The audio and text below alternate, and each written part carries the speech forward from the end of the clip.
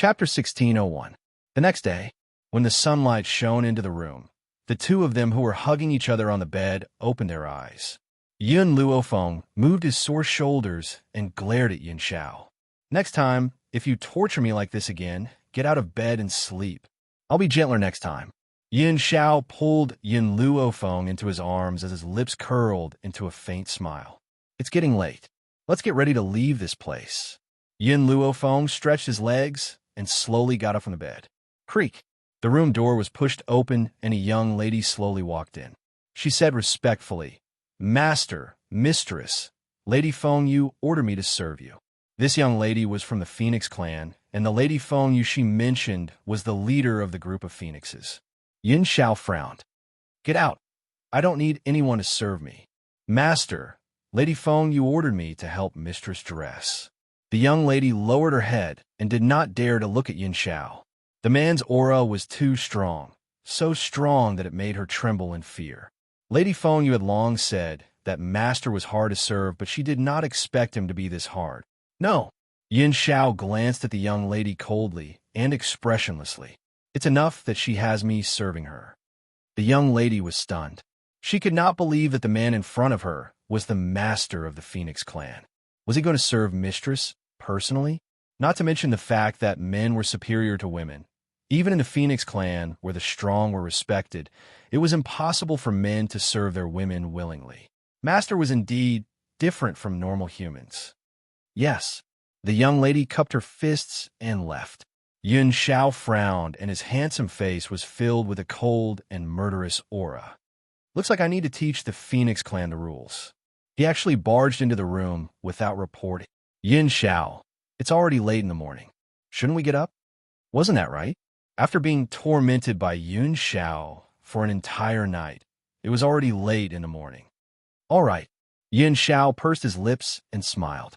He casually picked up the clothes on the floor, and his hoarse voice carried a rare gentleness. "Let me help you dress." In the alliance, everyone had already gathered. After a long while, they finally saw the late Yun Luofeng and Yin Xiao. "Sister Yun."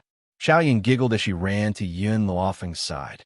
"You and Big Brother Yun are really amazing. From now on, you are the benefactors of our Wind Chaser alliance." Yun Luofeng smiled faintly. At this moment, she saw a cold gaze in the crowd. When she turned her head to look, he had already retracted his gaze, and there was an apologetic smile on his face. This man, it was the person who had claimed that it was Yun Luofeng who had attracted the spirit beast. At first, she thought it was just a misunderstanding, but now it seemed that this man was not simple. "I want to leave this place temporarily. If Huang Yingying and Huli come back, tell them to wait for us in the Wind-Chasing Alliance." Yin Luofeng paused for a moment. "Also, I like to ask around. Have you seen a woman called Hong Wan?" Hong Wan? In an instant, everyone looked at each other with surprise in their eyes. Feng Er. Yin Xiao looked at the people in front of him before turning his gaze towards Yin Luofeng. "Yesterday, I asked Feng Yu to interrogate those spiritual beasts, but none of them had seen Hong Wan before. They had even never heard of this name. If Hong Wan came to the Beast Continent, it would be impossible for her to be unknown." Chapter 1602. Why haven't these people seen her before? Miss Yin, Pinewood thought for a moment before he said, "The Beast clan that has arrived includes most of the clans in the Beast Continent, including the Phoenix clan. If the person you're looking for is still nowhere to be found, I suggest that you make a trip to the Dragon Mountain." Dragon Mountain? That's right, the Dragon Mountain is inhabited by one of the strongest tribes in the Beast Continent, the Dragon Tribe. Yin Luofeng was silent. After a long while, she raised her head slightly and narrowed her eyes. "If that's the case, let's go to the Dragon Clan." "Mistress." Feng Yu had just entered when she heard Yin Luofeng's words. She quickly volunteered. "Do you need the help of the Phoenix Clan?" The Phoenix Clan and the Dragon Clan were the two strongest forces in the Beast Continent. Therefore, if the Phoenix Clan were to intervene, they would definitely be able to find Hong Wan faster. But send someone to find Hong Wan's whereabouts. Yun Xiao and I will personally make a trip to the Dragon Clan. Let's not talk about whether the Dragon Clan had really captured Hong Wan. However, if the Hong Wan really fell into the hands of the Dragon Clan, If Hong Luan was forced, it might bring danger to Hong Luan. The urgent matter at hand was for him and Yun Xiao to personally make a trip there. Besides that, I don't want anyone to know that I'm looking for Hong Luan, and I don't want anyone to know about my relationship with the Phoenix clan. Only then can I ensure Hong Luan's safety. Yin Luofeng said in a low voice. Her tone was very serious, as she quietly looked at the red-haired man in front of her. Yes, mistress. Feng Yu cupped her fists respectfully. Then, he immediately sent people to seal her mouth. There were many spiritual beasts here, so it was not easy to seal their mouths. Even so, with the threat of the Phoenix clan, no one dared to resist. The vice leader is back. At this moment, a surprised voice came from outside the door. The people who had been sitting on the chairs stood up when they heard this. Their eyes were filled with excitement. Vice Guild Master is back. He really came back. In the courtyard hidden by the trees, the man in the brocade robe was stunned the moment he walked in. There were several phoenixes circling in the sky, and below these phoenixes, a few beast leaders were squatting on the ground with their hands on the back of their heads, not daring to move. He was a little confused, like a monk scratching his head. What's going on? Vice Guild Master. Suddenly, those familiar figures quickly rushed out of the room and walked in front of him. Vice Guild Master, you're finally back. The man who was addressed as Deputy Alliance Leader stared blankly at his excited companions. He scratched the back of his head and asked, Who can tell me what exactly is going on? Why were there so many spirit beasts here? And phoenixes? Those phoenixes actually didn't destroy you? Deputy Alliance Master, we've met our saviors this time. Originally, the wind-chasing alliance was going to suffer a crushing defeat. I didn't expect two saviors to appear. Even the Phoenix clan is their subordinate. It's because of them that we're saved. We don't have to worry about being surrounded by spirit beasts anymore. This person was very excited and vividly described the grand scene from yesterday. His face was full of worship and respect. The man blinked and looked up. When he saw the woman in white walking out, he was stunned on the spot. Yin Luofeng also stopped where he was. His pitch-black eyes stared deeply at the man in embroidered robes in front of him as the corners of his lips curled into an evil smile. Chapter 1603. Previously, when Little Yin said that this alliance was called the Wind-Chasing Alliance and that the Deputy Alliance Leader was surnamed Nangong, I had my suspicions. She paused and continued, I didn't think it would really be you, Nangong. Long time no see, how have you been? Wind-Chasing Alliance, Maple-Chasing Alliance. Why did she only dare to confirm this now? Nangong Yuni laughed out loud and quickly walked to Yun Luofeng's side. As usual, he wanted to reach out and hook his arm around her neck. His hand hadn't even reached Yun Luofeng when a strong and powerful hand had already stopped him. Yun Luofeng, aren't you going to introduce me? Nangong Yuni awkwardly retracted his hand, rubbed his nose, and asked. Yun Luofeng curled his lips. My man, Yin Xiao. TSK. I chased after you for so long back then, but couldn't get my hands on you. I didn't think that there would be a man who could conquer you. Nangong Yuni didn't notice Yun Zhao's darkened expression at all and continued to speak. You chased after me? Why didn't I know? Yun Luofeng raised his eyebrows and smiled. When Nangong Yuni met her at Huaxia University, he fearlessly confessed to her and even expressed that he wanted to pester her. After that, he was beaten by Yun Luofeng until he couldn't get out of bed for a few months. Because of this, the two of them became best friends. To be honest, when Nangong Yuni first met Yin Luofeng, he was only stunned and didn't really like her. After all, any man would be attracted to an outstanding and beautiful woman. Later, when he found out that there was no possibility between him and Yin Luofeng, he retracted all his thoughts and fell in love with the department beauty of Huaxia University. Now that he came to this strange world and met Oya, who looked similar to the department beauty, his thoughts were rekindled. If Yin Luofeng hadn't helped him wake up, perhaps he wouldn't have his current achievements. Even so, in this lifetime, Yin Luofeng was the most important woman to him. It had nothing to do with love. It was only because she was his best friend that he would use his entire life to protect. Yin Luofeng, You really are forgetful. Back then, I only confessed to you, and you beat me until I couldn't get out of bed for a few months. Have you forgotten, just like that? Nangong Yuni's eyes were filled with resentment as he looked at Yun Luo Feng like a resentful woman. Yin Zhao's expression grew darker and darker. He forcefully pulled Yun Luo Feng into his embrace and said threateningly, "You're not strong enough. She likes strong people." "Tisk, tisk," Nangong Yuni said with a smile that was not a smile. "Yun Luo Feng, your man is a vinegar jar." Yun Xiao was expressionless. "In this world, she's the only one who can make me jealous." What he meant was, no matter what you say, I won't be jealous. I only trust her.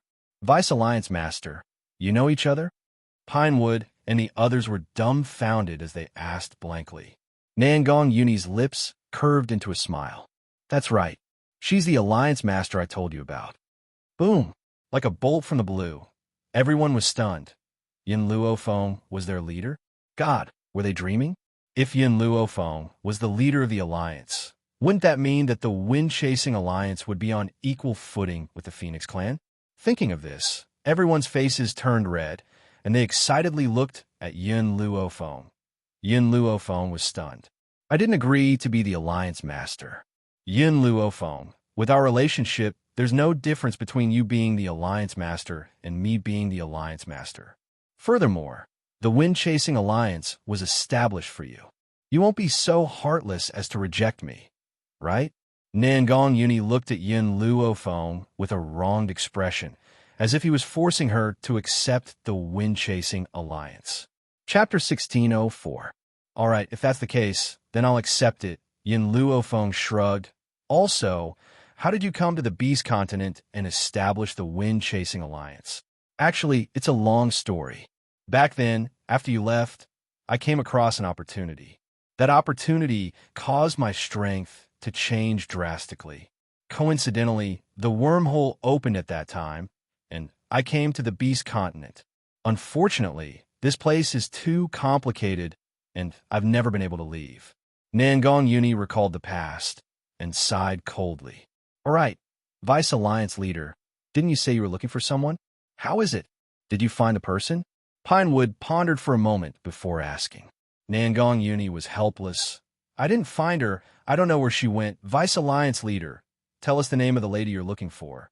Maybe we can help you." In an instant, everyone in the Alliance turned to look at Nangong Yuni. Yin Luo Feng raised his eyebrows and smiled. "Nangong, looks like your trip to the Beast Continent wasn't just about the wind-chasing Alliance. Nangong Yuni's expression was a little awkward. "I still don't know her name. I just accidentally peeped at her bathing, and she chased me all the way." "So you're a masochist? I couldn't tell before."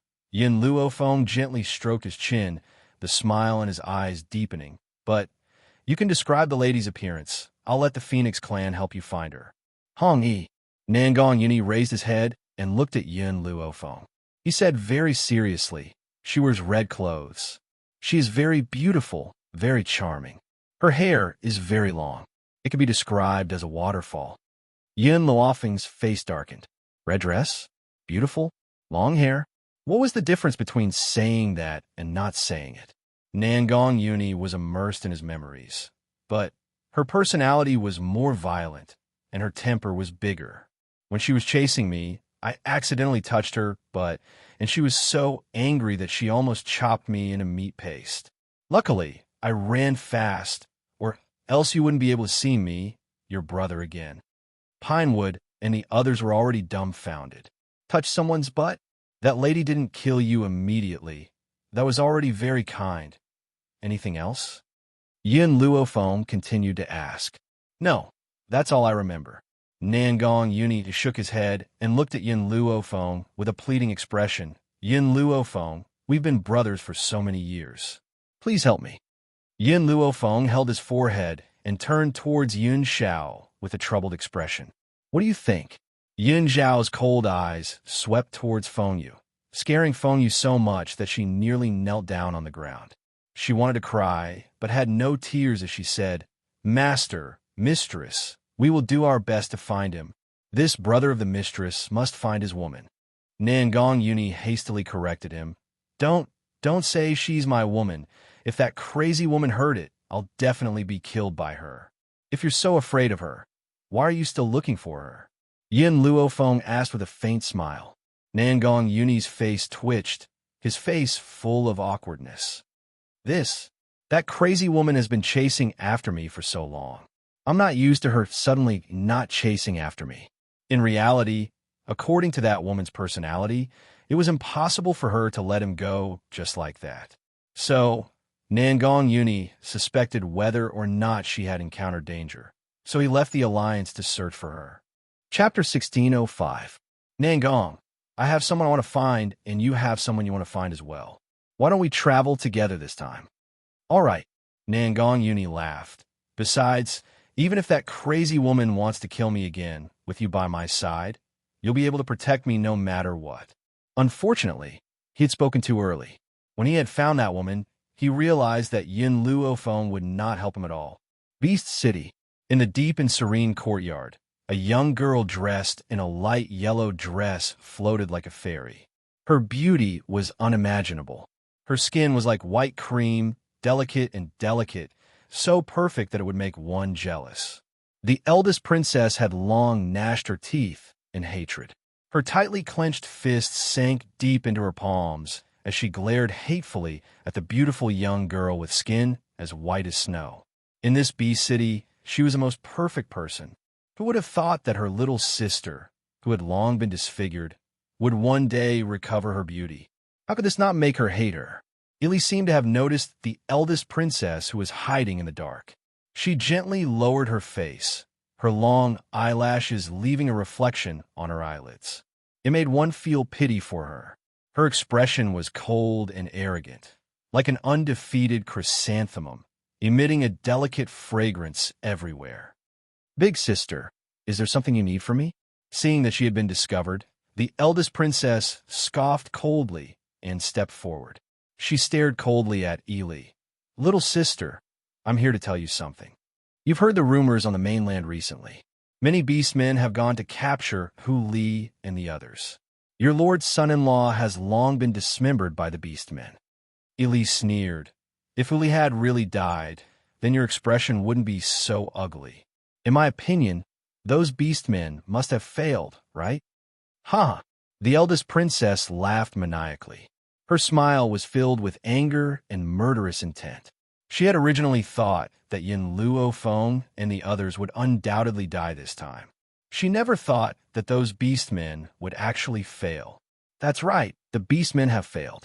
However, I've received another piece of information. The first princess laughed coldly.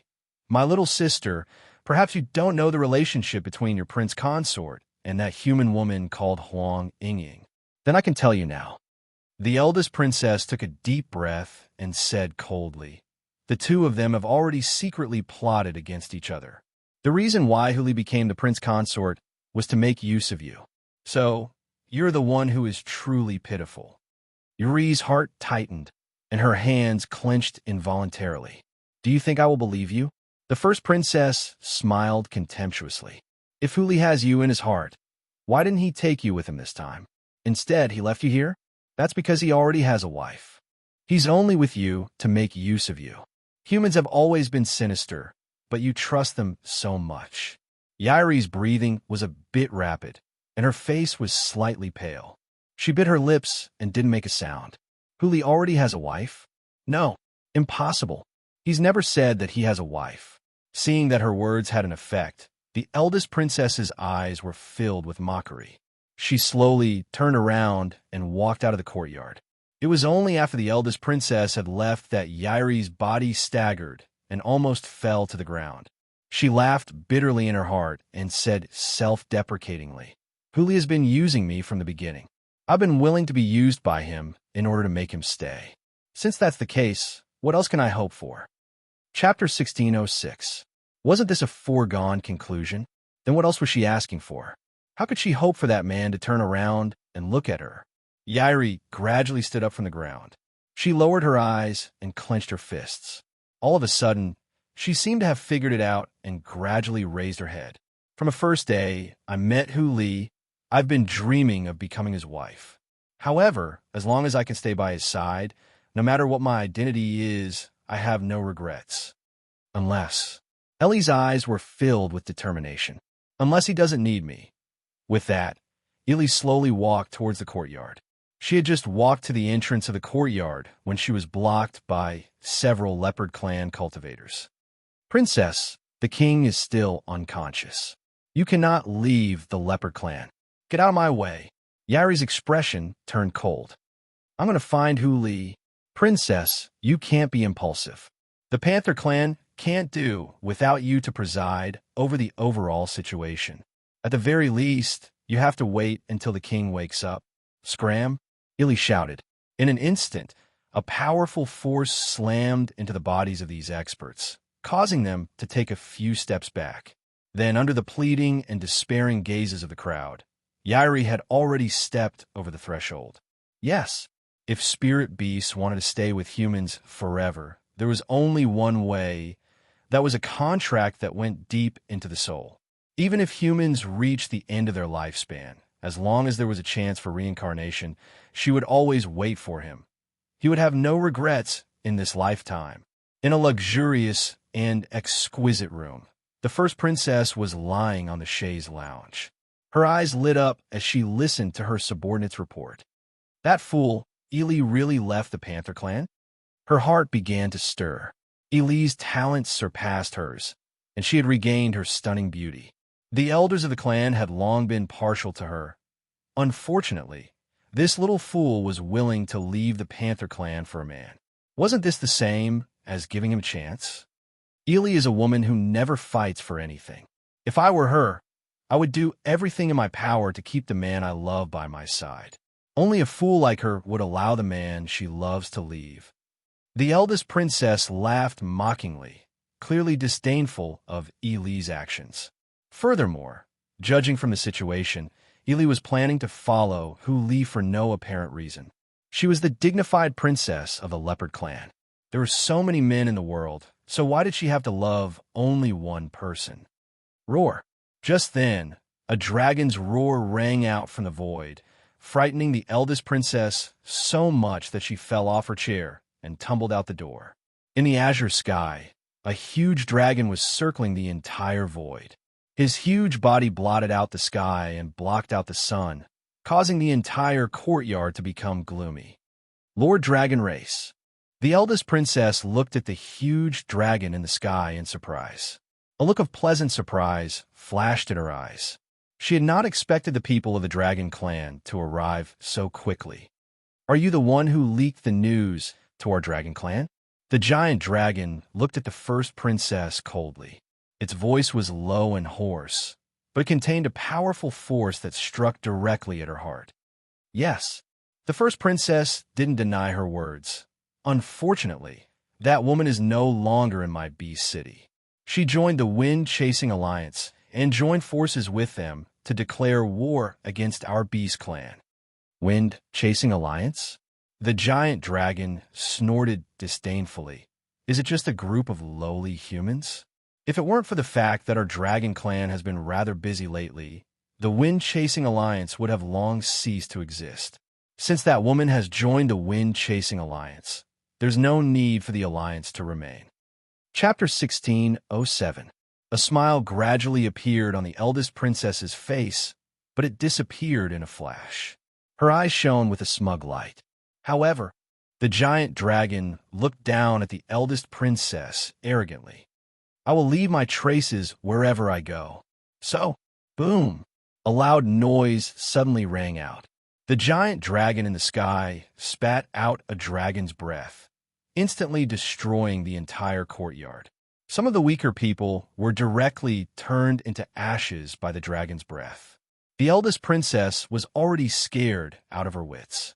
She trembled and her face was pale. At this moment, she finally understood exactly what kind of calamity she had brought upon herself. The giant dragon did not look at the eldest princess again. Its huge body disappeared into the void, revealing the azure sky. Although the giant dragon's body was huge, it was actually very agile. It was like a small snake and did not feel burdened by its body at all. The eldest princess swallowed hard and felt some regret. Was it right to implicate the Dragon Clan in this matter? Just then, a voice was heard from the door. Did that dragon just leave from the leopard clan's palace? The eldest princess was neither familiar nor unfamiliar with this voice, so she raised her head and looked at the two people walking in from outside the courtyard. It was a man and a woman.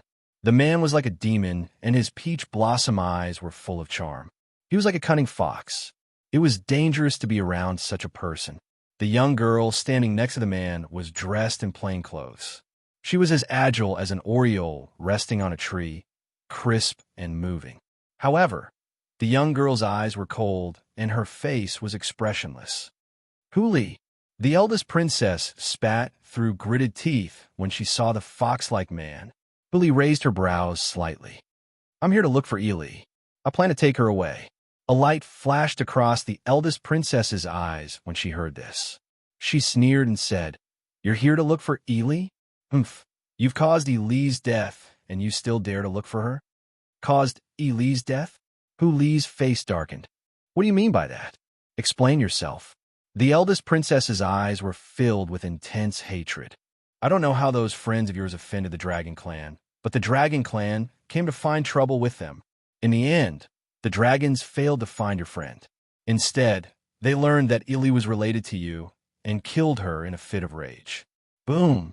The eldest princess's words were like a bolt from the blue, causing Huli's mind to instantly explode and become blank. What did you say? Ellie is dead? This was impossible. The first princess must be deceiving him. If you don't believe me, you can ask the other members of the leopard clan.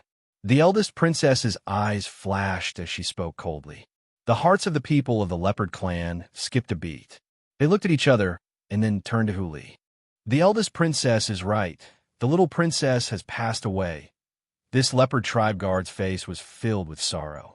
His eyes were filled with tears, and he almost cried out loud. The entire leopard tribe was filled with a sorrowful atmosphere, incomparably sorrowful. Huli took 2 steps back. His face was pale as he knocked his head fiercely. His handsome and devilishly handsome face was filled with deep pain. If I had taken her with me, maybe this wouldn't have happened. Ellie was dead. That young girl who had a bright smile despite her disfigured face was really dead? It's all your fault. If it weren't for you, Princess Eli wouldn't have left us. One of the leopard tribe powerhouses yelled angrily. You should pay for the princess's death with your life. Chapter 16:08. He said leave, not death, but in the ears of others, what was the difference between leaving and death? I killed Eli. Huli's seductive eyes were filled with pain and confusion as he looked at the people in front of him. Where's Eli's body? I want to take her away. Body? Eli was not dead, so where did her body come from? The eldest princess sneered. Eli was turned into ashes by the dragon breath, so where did her body come from? If you really feel guilty, then you should go to the Dragon Clan to avenge Eli. Slandering the Dragon Clan? What a joke. In any case, she would never admit that she had said such things in the future. The powerhouses of the Dragon Clan would never believe Huli. As for the Leopard Clan, they did not want Eli to marry a human, so they helped her lie. Since everyone had a part in this, how could they betray her? Moreover, she was the Leopard Princess, so they would not dare to say it out loud. Wait. Huang Yingying saw the change in Huli's emotions and hurriedly pulled him back. She lowered her head and checked the messy yard. After a moment of silence, she said, It was indeed caused by the dragon breath. The eldest princess snorted. Do you think I would lie? Huang Yingying looked up at the eldest princess. As for whether Princess Eli died in the hands of the Dragon Clan, that remains to be seen. Why don't you come with us to avenge the Dragon Clan? At this moment, the eldest princess's expression changed completely. What do you mean by that? Too much anger and grief can lead people to believe it without question. Ili was the same. Huli was the same. On the contrary, Huang Yingying, who was watching from the sidelines, was very calm. You're saying that the dragons killed Eli, so we should at least find a witness. Please come with us. Huang Yingying smiled coldly. Everything that she had experienced over the years had made her no longer the innocent girl she used to be. She also understood that an innocent woman would not be able to follow Yun Luofeng for long. You stop right there. The eldest princess took 2 steps back in fear but Huang Yingying grabbed her hand. Seeing this, the leopard guards quickly stepped forward to save the eldest princess. Ili glanced at the crowd coldly, her aura faintly seeping out. "If any of you step forward, I will kill her." Sure enough, the guards didn't dare to move when they heard this. Of course, once she proves that Ili was killed by the Dragon Clan, we will release her. Huang Yingying retracted her gaze. "Let's go." As soon as she finished speaking, she grabbed Ili's shirt and dragged her out of the door. "Elder, what should we do now?" A panther guard's face was filled with worry, his voice filled with anxiety. "What can we do?" The leopard clan elder's expression was very ugly. "Since we are helping the first princess lie, it is equivalent to being in cahoots with her.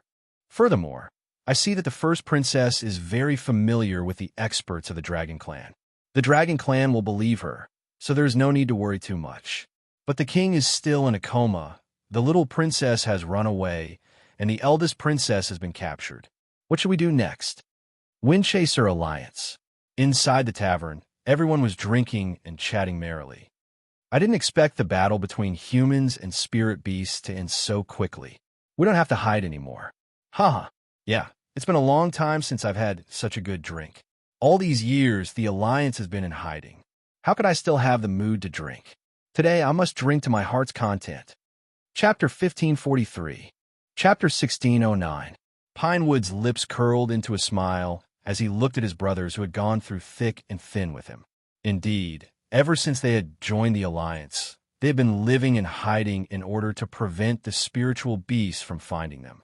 It was only now that they were able to drink without restraint. In the past, this was something they would never have dared to think about. They were afraid that their enemies would attack them after they were drunk, and they would not be able to defend themselves. Boom! Right at this moment, the entire ground trembled, startling everyone to the point that the wine in their cups spilled out and spilled onto the ground. What? What's going on? The crowd turned pale with fright. Logically speaking, all the leaders of the beast tribes were under the control of the Phoenix tribe. Who would dare to cause trouble? Come, let's go out and take a look. Pinewood's eyes darkened as he slowly walked out of the inn. However, when the others followed him out and saw the enormous dragon in the sky, they nearly fell to the ground. The Dragon Tribe, my God, how could we have forgotten about the Dragon Tribe? The Dragon Tribe and the Phoenix Tribe are on equal footing in the Beast Continent. There's no need to fear the Phoenix Tribe. The young man's face turned pale with fright. His legs were trembling, and he almost lost his balance. However, he forced himself to remain standing and refused to fall to the ground in front of the Dragon Tribe. Pinewood's eyes darkened as he asked, "Dragon Tribe Cultivator, may I know why you have come to the Windchaser Alliance?" The dragon scoffed coldly and spoke in an arrogant and disdainful tone. "You have no right to ask me anything." His arrogant voice infuriated the hot-blooded men of the Windchaser Alliance. "Master Pinewood, let's not waste our breath on this dragon. Let's fight it." Everyone could see that the dragon had ill intentions. At a time like this, why would they care about the difference in power? They would rather die standing than live on their knees. "You overestimate yourself." The dragon scoffed coldly. To the others, this sound was nothing out of the ordinary and would not cause any trouble.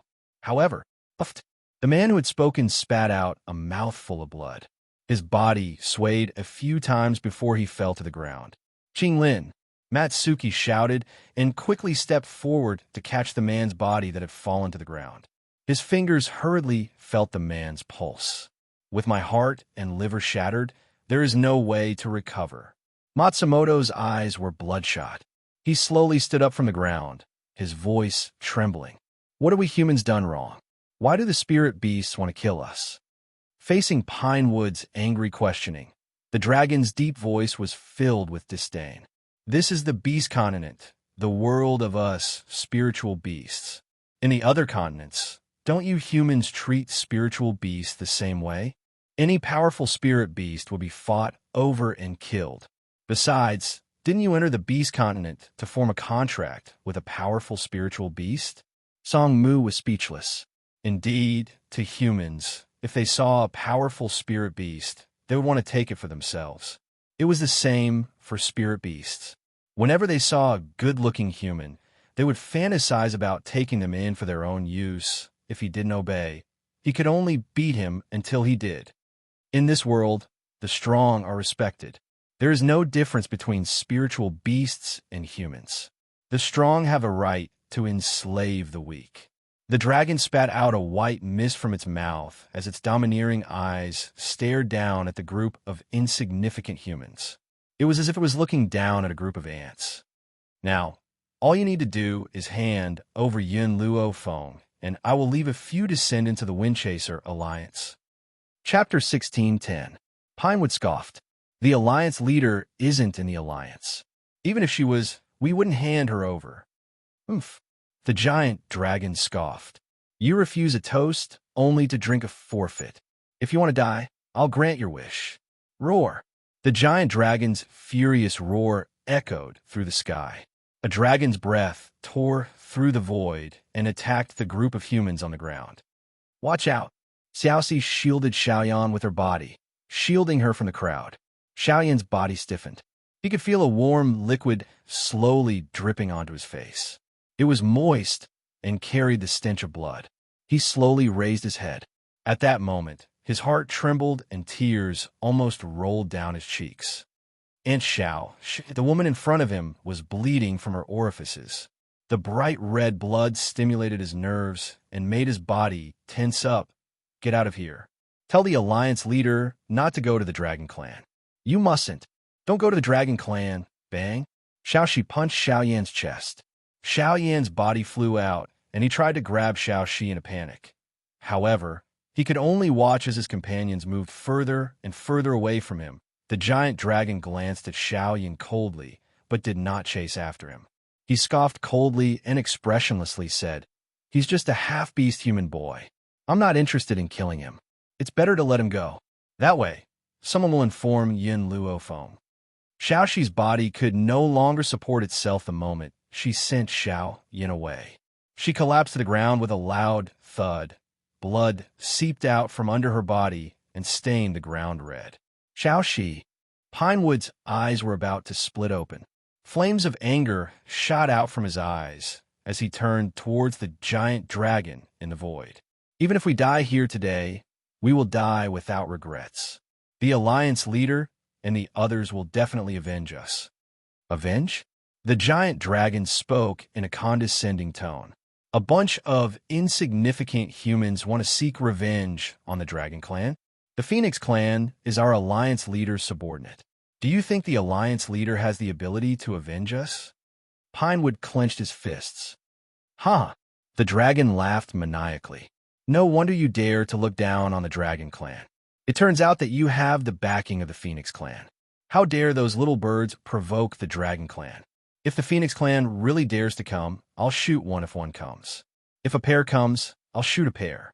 Even though the Dragon Clan and the Phoenix Clan were considered to be at the pinnacle of the Beast Continent, but you can imagine, how could the two of them, who were considered to be the strongest in the continent, admit that the other party's battle prowess was on par with theirs?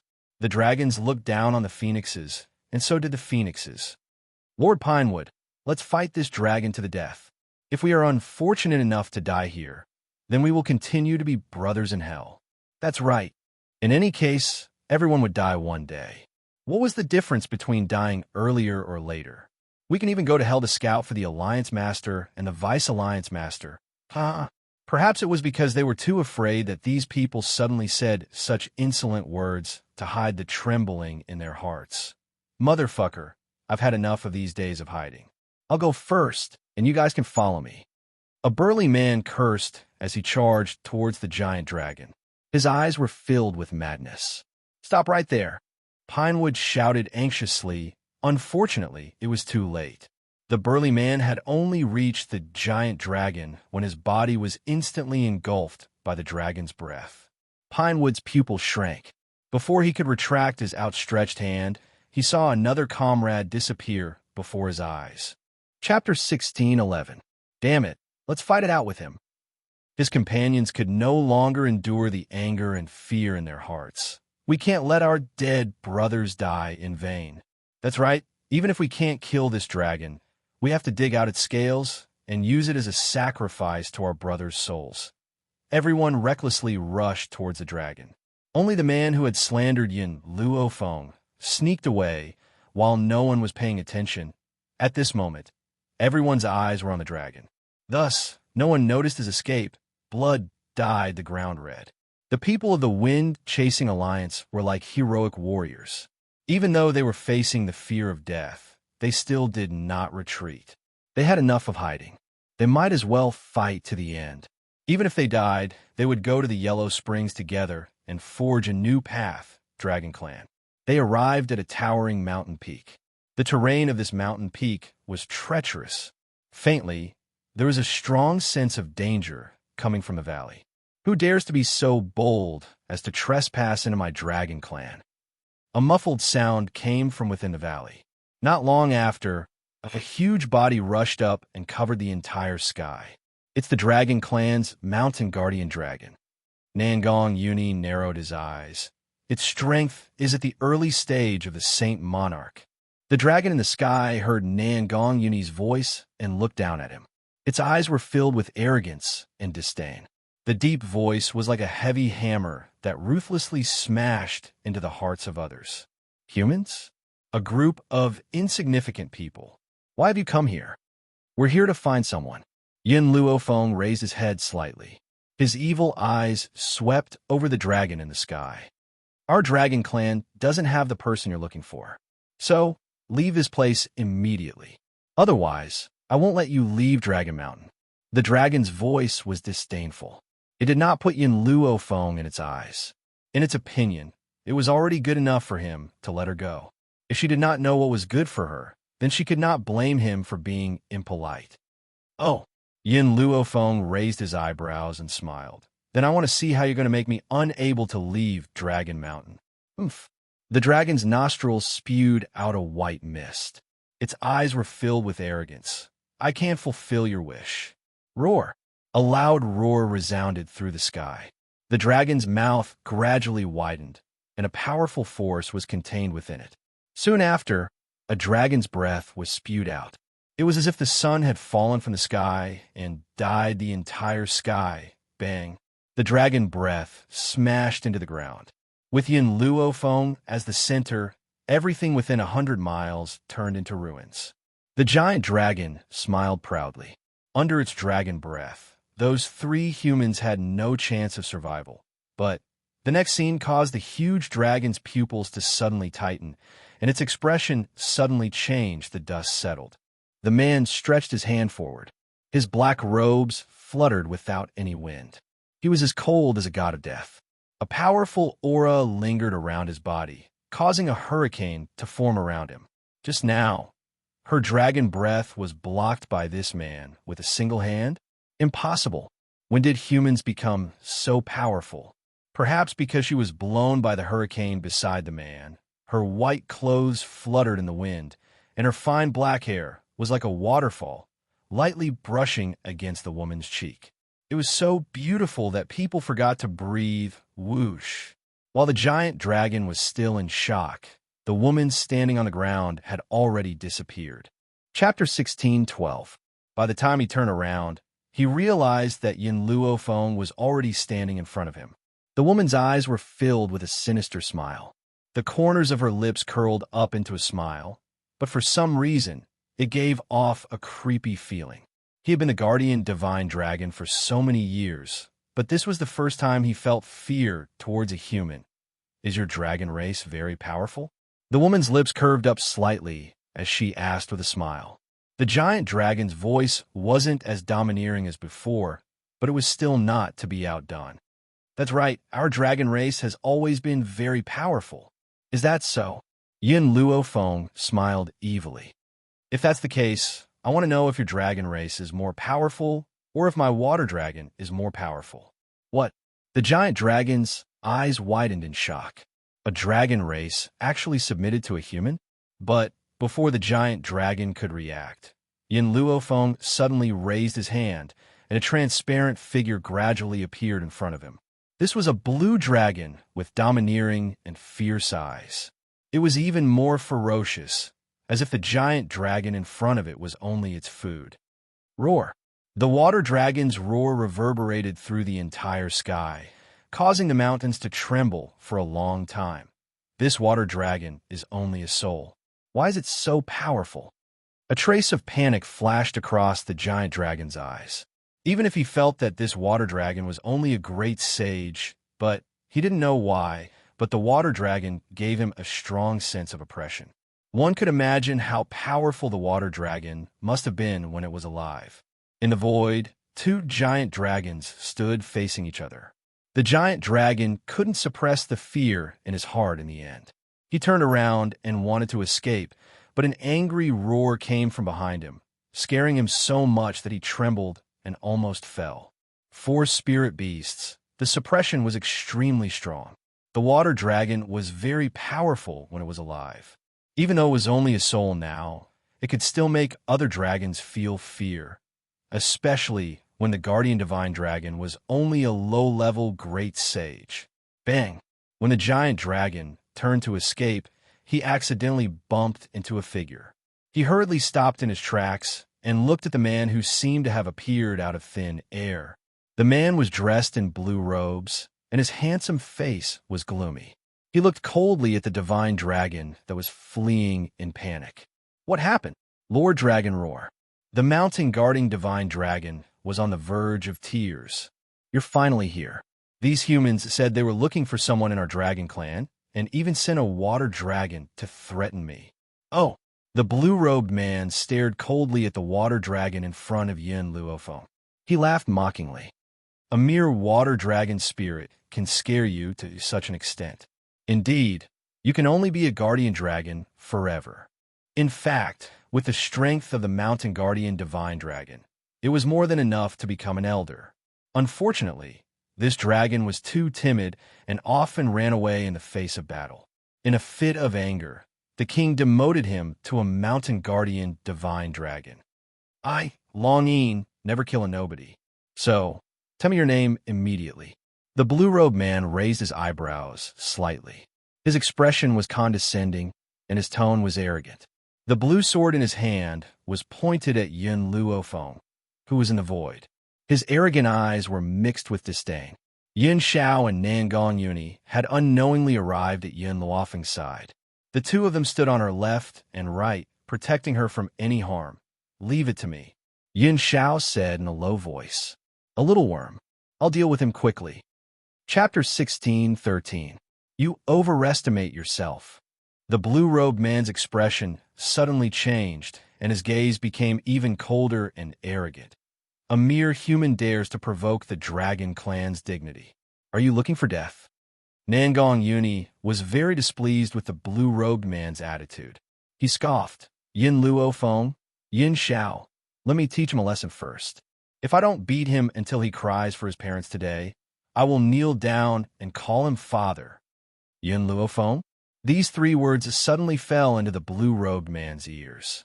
His pupils suddenly constricted, and a murderous intent flashed across his eyes. He was just about to look for her. He didn't expect that she would actually deliver herself to his doorstep. It looked like even the heavens were helping him. You aren't fit to call out Yin Luofeng's name. Nangong Yuni slightly raised his chin, clearly not putting this dragon clan cultivator at his eyes.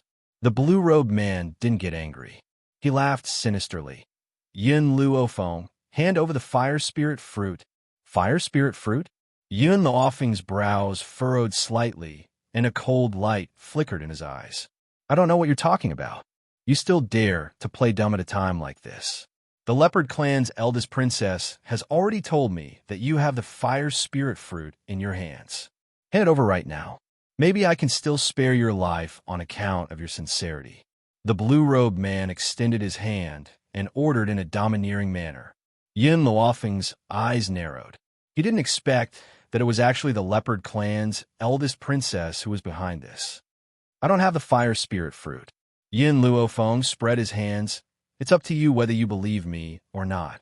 Compared to a cunning human, I'm more willing to believe in a spiritual beast. If you don't hand over the fire spirit fruit and cause me to be unable to save my beloved Hong Luan, I will make you die without a burial ground. Hong Luan. These two words fiercely crashed into Yin Luofeng's heart, causing it to tremble. It was also at this time that Yun Xiao decided to make a move. The moment before Yun Xiao made his move, Yin Luofeng quickly grabbed his hand, causing the aura on his body to be completely withdrawn at this moment. She took a deep breath and suppressed the surging emotions in her heart. She looked coldly at the blue-robed man. "If you can tell me the cause and effect, perhaps I can save someone." What she said was to save them, not to hand over the fire spirit fruit. However, in the heart of the blue-robed man, it was clear that Yin Luofeng was unable to resist his threat and intended to hand over the fire spirit fruit. "You're all going to be dead anyway, so what's the harm in telling you?" The blue-robed man sneered. "Hong Wan is the woman I love. Unfortunately, if the two of us get together, then the child she gives birth to will definitely be a half-beast human. His bloodline will not be pure, and it will definitely affect the child's talent. So," he smiled and said, "when I heard that the frost fruit could solve this problem, I fed it to her.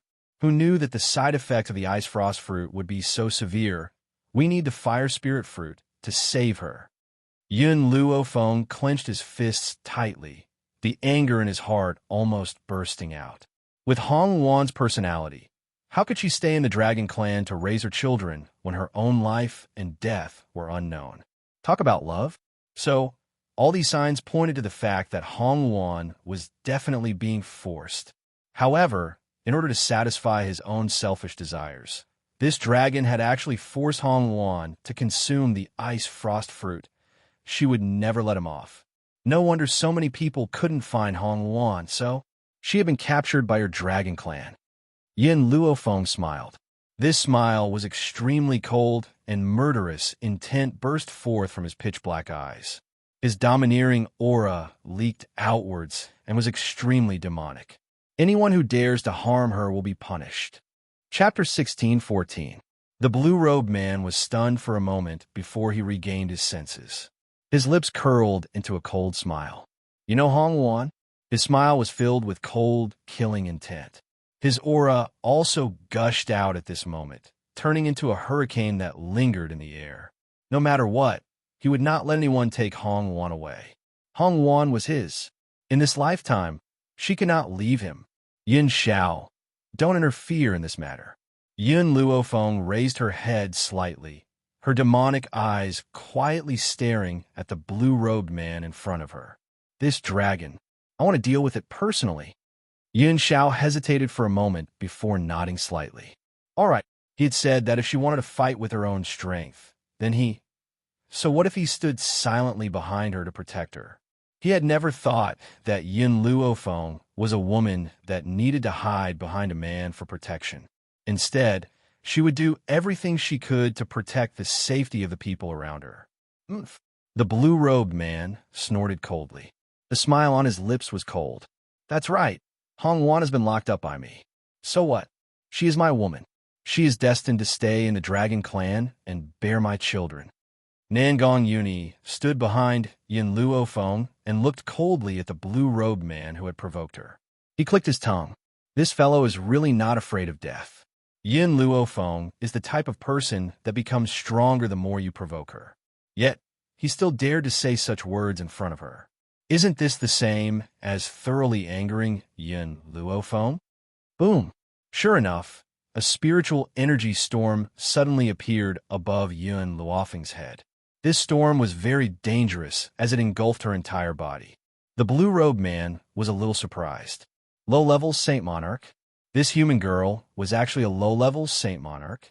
No wonder the divine mountain guardian dragon was intimidated by her.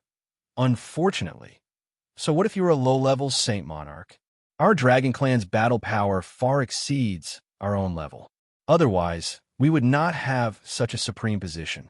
The Dragon Clan had thick skin and strong flesh, coupled with the power of a humanoid beast.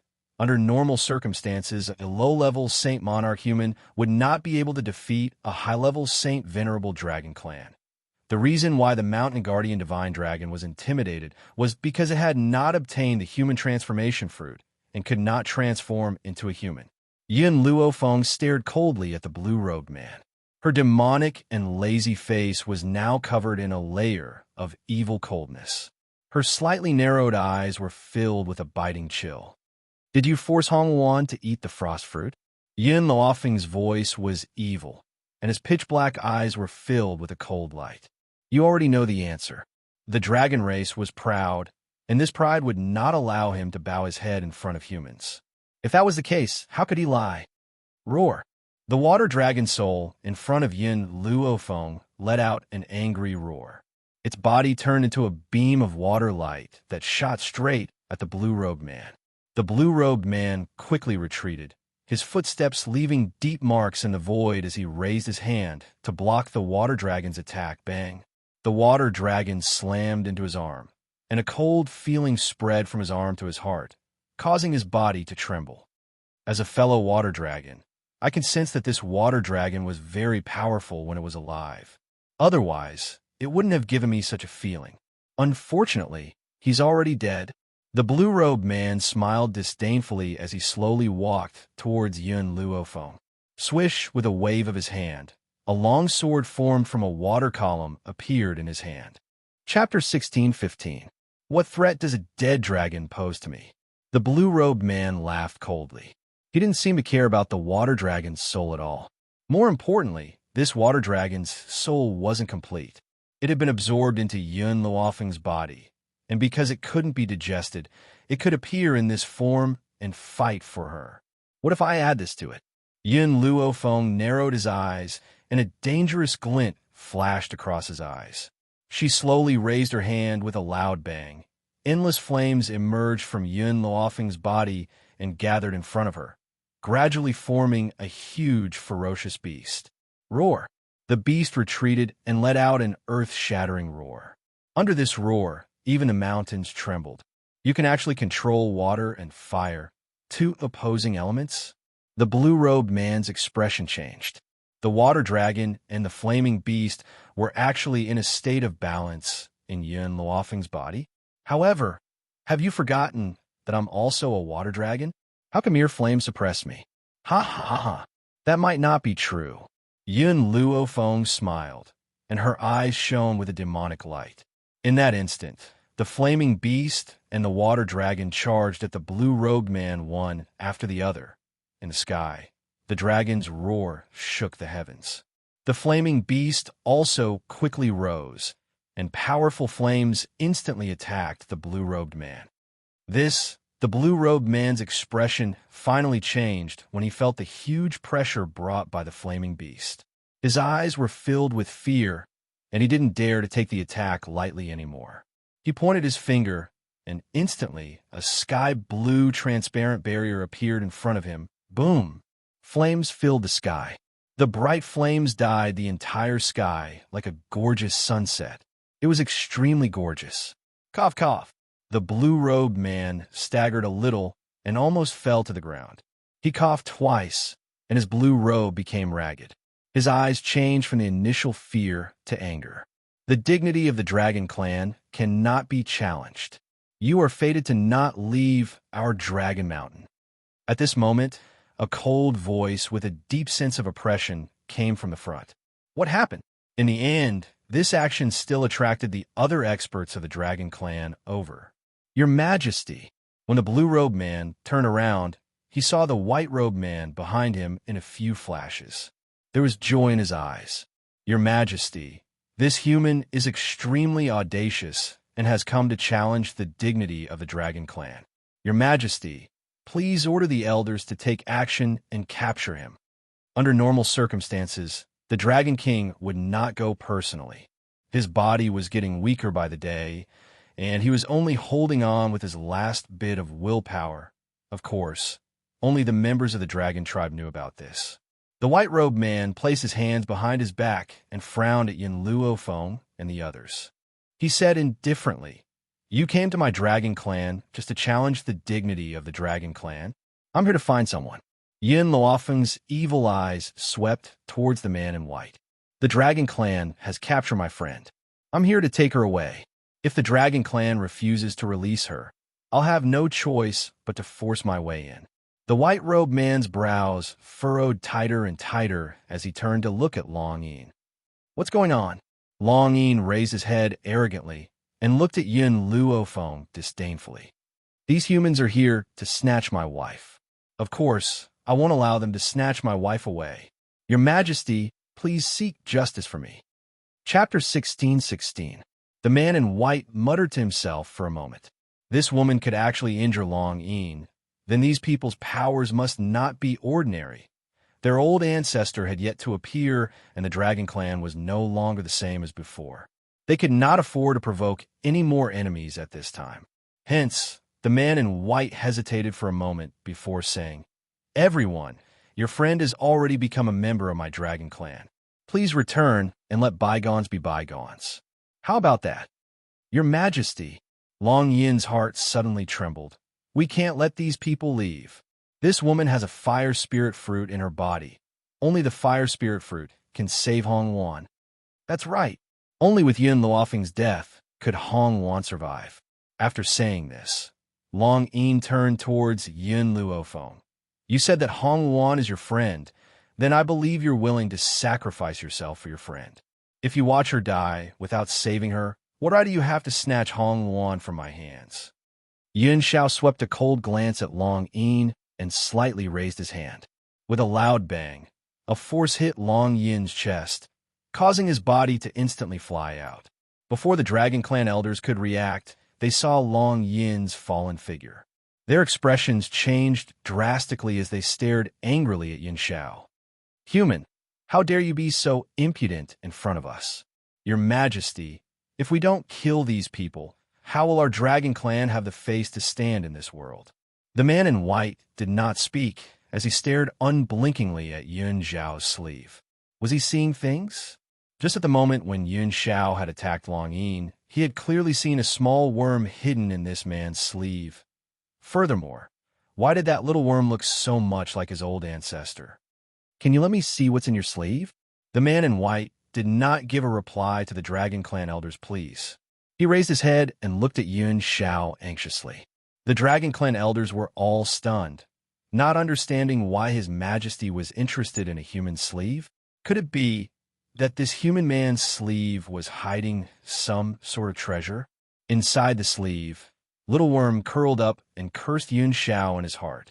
Why didn't you use your other hand to attack Long Yin? That way, it wouldn't have been exposed. Little Worm's heart was filled with resentment. Even though it was the ancestor of the Dragon Clan, it didn't want to see these people, let alone return to the Dragon Clan. Yun Luofeng glanced at the Dragon King and then thought of what the Little Worm had said earlier. He had a vague answer in his heart. However, ever since the Little Worm heard that it was going to return to the Dragon Clan, it hid in Yun Xiao's sleeve. From this, one could tell that this little fellow did not want to return to the Dragon Clan. At the thought of this, Yun Luofeng pressed down on Yun Xiao's hand and raised his head to look at the walking Dragon King, his expression insolent. Not only did the Dragon Clan capture my friend, but they are also so insincere. Why should I do as you wish? Your Majesty. Long Yin clutched his injured chest and crawled up from the ground. He glared at Yun Luofeng. These humans are too presumptuous. Since that's the case, we'll just snatch the treasure. In the Dragon Clan, His Majesty's temper had always been not very good. Those who offended him would often meet a very tragic end. Therefore, of all the things that Yun Luofeng could do, he had to offend His Majesty. This time, His Majesty would definitely not let these humans leave. Seeing Yun Luofeng's attitude, His Majesty was even more certain that the person hiding in Yun Xiao's sleeve was the ancestor they had been searching for. Suddenly, he knelt on one knee on the ground. His voice was loud and his tone respectful. I am a Dragon Clan king. I hereby respectfully invite the ancestor to appear. Chapter 16:17. The dragons were dumbfounded, their faces full of shock as they turned dumbly towards the man in white. Was His Majesty stupid? How could the elder ancestor be in a place like this? Just as the dragons were thinking nothing of it, a little worm that looked like a green crystal slowly crawled out from Yun Xiao's sleeve. Its movements were very slow, as if it was wriggling on the ground, as if it was unwilling but helpless. The man in white was overjoyed. He did not expect that he had guessed correctly. The little figure that he had caught a glimpse of earlier was his elder ancestor. However, The members of the dragon clan felt as if they had been struck by lightning. The moment the little worm appeared, they were instantly petrified. Was the elder ancestor really in this place? Were they dreaming? In contrast, Long Yin's expression was extremely ugly. He clenched his fists tightly, his entire body trembling uncontrollably. Why was the elder ancestor with this man? Elder ancestor, you're finally willing to show yourself. The man in white was overjoyed. We've been searching for you for far too many years. The little worm snorted coldly from its nostrils, its expression especially arrogant, looking down on everyone else. I didn't want to return to the dragon clan. If it wasn't for the fact that all of you had knelt down and begged, I would never have shown myself. In reality, it had no choice but to not show itself. Who asked it to be discovered? All of this was because of Long Yin, this despicable dragon. Elder ancestor, your willingness to show yourself is already a great gift to the dragon clan. As the king of the dragon clan, I beg you to return with us. The little worm's expression froze. Its originally transparent green body instantly flushed red. It was not known if it was ashamed or this. The little worm coughed dryly. You know what happened in the past? I had originally intended to lure that god-level cultivator away. Who knew that god-level cultivator was so stupid that he could not find me and even destroyed the dragon clan. Even though no one in the dragon clan was injured or killed, the 1,000-year foundation was destroyed in a day. Countless treasures were also snatched by that miraculous cultivator. Even the previous dragon king of the dragon clan was snatched away by that god-level cultivator to become his mount. This was the disgrace of the dragon clan for many years. It was also the reason why the little worm did not dare to return to the dragon clan. There were so many beast kings in the beast continent, but he was probably the only one who ran away from the battle. Ancestor, this isn't your fault. The white-robed man looked very agitated. Everything you've done has been for the sake of our dragon clan. Who would have thought that this god-level cultivator would be so stupid? You had clearly planned to lure him away, but he actually didn't fall for it. Little Worm was dumbfounded, his eyes glazed over. Was the Dragon King of the Dragon Clan stupid? How could he not see through such an obvious flaw back then? Ancestor, you are the pride of our Dragon Clan. You are also the greatest person in the history of our Dragon Clan. All of our Dragon Clan are proud of you. Little Worm was completely dumbfounded. It suddenly felt that it was not impossible for the people of the dragon race to be a little stupid at the thought of this. The awkwardness in the little worm's eyes faded.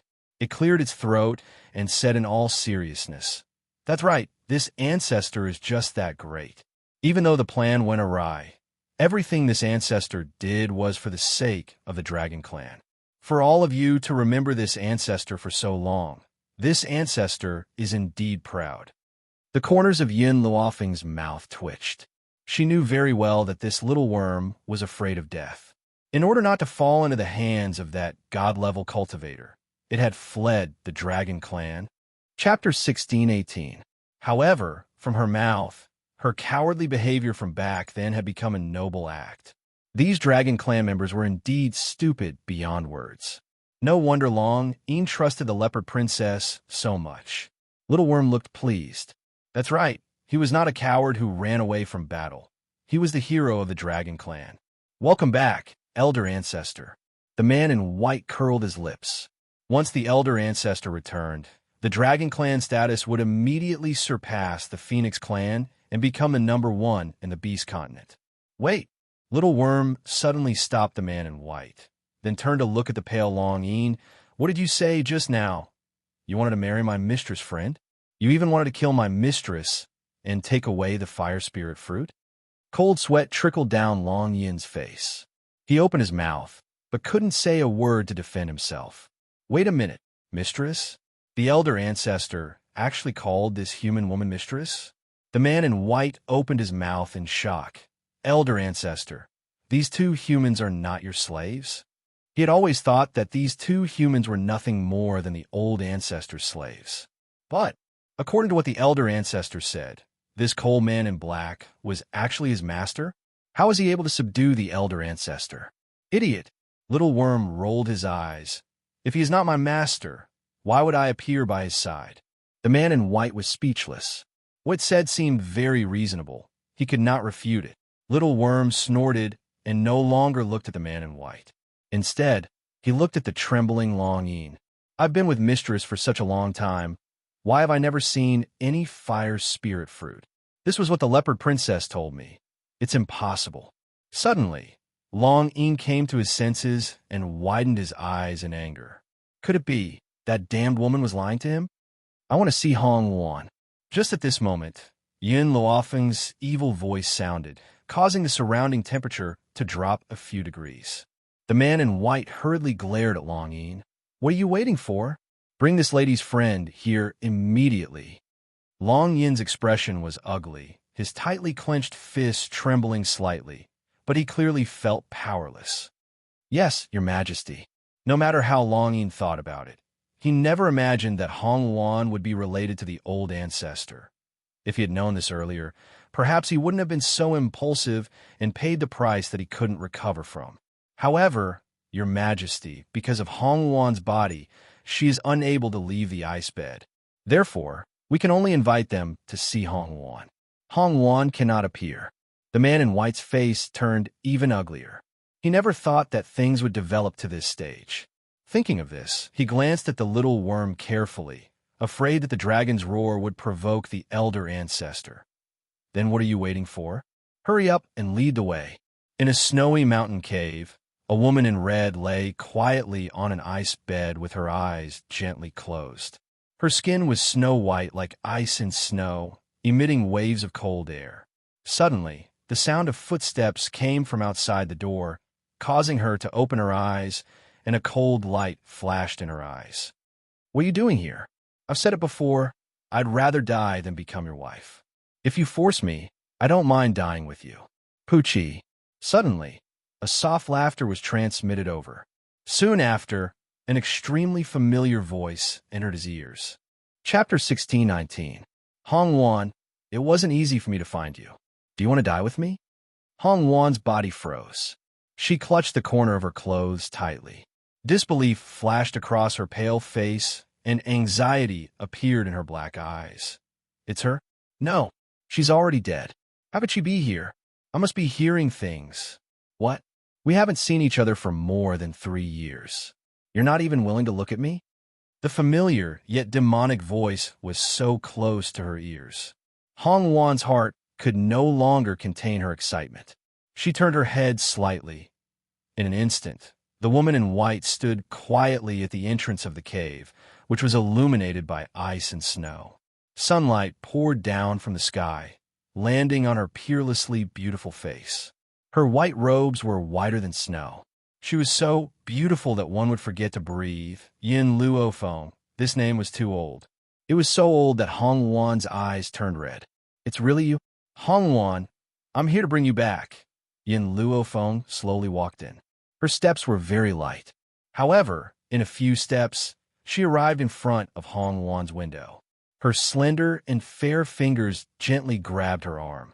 In an instant, a wave of spiritual power flowed from Yun Luofeng's palm and gathered in Hong Wan's body. After a long while, she let go of Hong Wan's hand. How do you feel? Much better. It's not that cold anymore. Although Hong Wan's condition was caused by the ice frost fruit, she had to stay on the ice bed if she wanted to keep her life. Her body, which was already extremely cold, became even colder after being frozen on the ice bed. But at this moment, she felt a warm current flow through her body. I've temporarily suppressed the cold in your body. I'll treat you later. Now, it's time for us to settle our debts. Yin Luofeng placed her hand in front of Hong Wan. Hong Wan grabbed her arm and stood up. Her charming yet determined eyes stared quietly at the woman in white who was standing in front of her. After a while, her lips curled. Yin Luofeng, you're still alive. That's great. Yes, she's still alive. That's great. At this moment, Hong Wan could no longer control her tears. This was the first time in more than 20 years that she had cried so bitterly in front of someone. When she was betrayed, she did not cry. When she was forced to marry, she did not cry. When Yin Luofeng died, she also did not cry. But now, After seeing Yin Luofeng, she could no longer hold back and vented the emotions that she had been holding for the past 3 years. Yin Luofeng stepped forward and gently hugged Hong Wan's shoulder. A murderous look flashed across his slightly lowered eyes. Hong Wan, you have suffered for the past 3 years. I will not allow anyone who has harmed you to get away scot-free. Hong Wan smiled. Her face was filled with tears. Apart from Long Yin, there was another bastard who injured me. Long, I don't know her. However, at that time, I had discovered a holy spring. After bathing in the holy spring, my power would rise. Hong Wan's eyes were filled with rage, and murderous intent flashed at her eyes. Who would have thought that a bastard would barge in by accident? Yin Luofeng was stunned. He did not know why, but he felt that Hong Wan's words were very familiar. He seemed to have heard them somewhere before. It's fine if he saw my body, but that bastard had a nosebleed. Hong Wan clenched her fists. The only weakness of the holy spring is that it cannot be tainted by blood. His nosebleed has tainted the holy spring and caused it to lose its effectiveness. Chapter 16:20.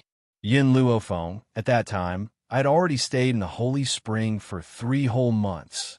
I had to endure 3 months of torment. Just one more day, and I would have broken through.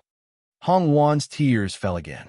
This time, she was not crying because she was sad, but because she was feeling sorry for herself. Tell me, should I kill that bastard? Yin Luofeng nodded his head subconsciously. He deserves to be killed. So, if the heavens have mercy on me and let me meet that bastard again, I will tear him into 1,000 pieces, skin him alive, and pull out his tendons. If Hong Wan was you, for example, you had painstakingly earned 3 months of hard-earned money, and suffered for these 3 months, and was just one more day away from receiving this sum of money. Furthermore, this sum of money would have been life-saving. After all, to Hong Wan at that time, every increase in strength was especially important to her. But the person who was going to pay you that sum of money actually ran away. Could it be that you were so angry that you want to kill him? You probably even wanted to fuck his ancestors. Yin Luofeng, when the time comes, I don't need you to help me take revenge. Just help me tie up that kid. I want to kill him with my own hands. No, killing him is not enough. I want to whip his corpse 100 times. Unfortunately, that kid is too good at running. I let him escape every time. Hong Wan's teeth chattered. She had never hated someone as much as she did now. Yin Luofeng rubbed his nose. He had a feeling that the person Hong Wan was talking about was Nangong Yuni. Let's go. The others are still waiting for us.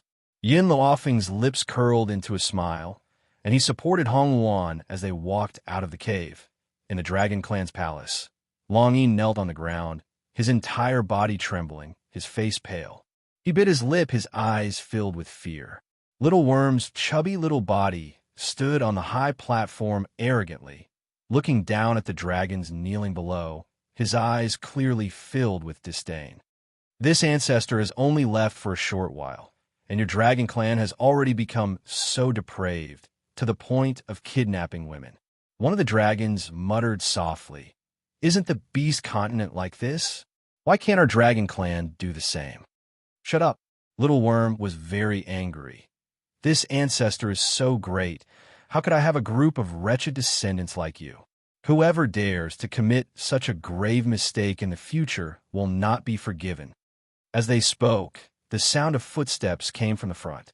When they turned their heads to look, they saw Yin Luofeng supporting Hong Wan as he walked over. Yin Xiao slowly walked to Yin Luofeng's side and silently stood by her side. Only when her cold and grim eyes looked at her would they show a rare sense of warmth. Hua! Hong Wan's eyes suddenly widened. She pushed Yin Luofeng's hand away and quickly shot forward. Nangong Yuni was scared silly. He did not expect that the person he wanted to find was actually Yin Luofeng's friend. This woman was especially aggressive, as if she would not rest until she killed him. Seeing that Hong Wan was already in front of him, Nangong Yuni quickly fled towards Yin Luofeng. "Yin Luofeng, help me stop this crazy woman." Hong Wan was so angry that her face turned pale. She gritted her teeth and said, "Stinking brat. I will make you pay for destroying my holy spring. Prepare to die." Actually, Hong Wan did not really want to kill Nangong Yuni. What she had said to Yin Luofeng earlier was only said out of anger. However, if she did not teach this stinking brat a harsh lesson, it would be difficult to dispel the hatred in her heart. Bang! Chapter 16:21. Hong Wan's foot landed on Nangong Yuni's butt. In an instant, Nangong Yuni's body flew out and rolled a few times before stopping in front of Yin Luofeng. He hurriedly patted his pants and quickly hid behind Yin Luofeng. She's the crazy woman I told you about. Yin Luofeng raised his eyebrows. I know. You peeked at her bathing, so she chased you all the way.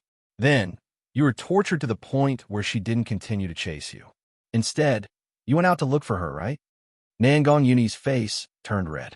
He looked at the furious Hong Wan and couldn't help but shiver. Yin Luofeng, don't worry about that for now. Help me stop this crazy woman. Yin Luofeng shrugged. Sorry, I just promised Hong Wan that if I find a bastard who peeked at her bathing, I'll help her kill him. Nangong Yuni's face instantly turned ashen as he looked at Yin Luofeng with a face full of resentment. That expression was like that of a resentful woman. Yin Luofeng, you're so cruel. She's your friend, and our friendship isn't shallow either. Are you going to help her and not me? Yin Xiao frowned. He was clearly very dissatisfied with Nangong Yuni's use of the words friendship. Yin Luofeng, get out of the way. I must make this bastard suffer. Hong Wan was so angry that her entire body trembled. Her tears almost fell again. When she thought of how her 3 months of hard work had been wasted, she couldn't help but want to tear him into 1,000 pieces. I just peeked at your body. Is there a need to yell at me to kill me for so many days? Nangong Yuni curled his lips. At worst, I'll take responsibility. Hong Wan sneered. How are you going to take responsibility? The holy spring was so precious. Could he take responsibility? Yin Luofeng swept his gaze over the two of them and realized that their conversation wasn't on the same channel. Of course, I'll take responsibility for marrying you, Nangong Yuni said straightforwardly. When Hong Wan heard this, she became even angrier. Her eyes burned with anger. Dream on. Marry her? Would she marry someone who destroyed her holy spring? Don't even think about it. When Long Yin heard Nangong Yuni's words, he also suppressed the anger in his heart. This stinking brat was clearly a toad lusting after swan meat.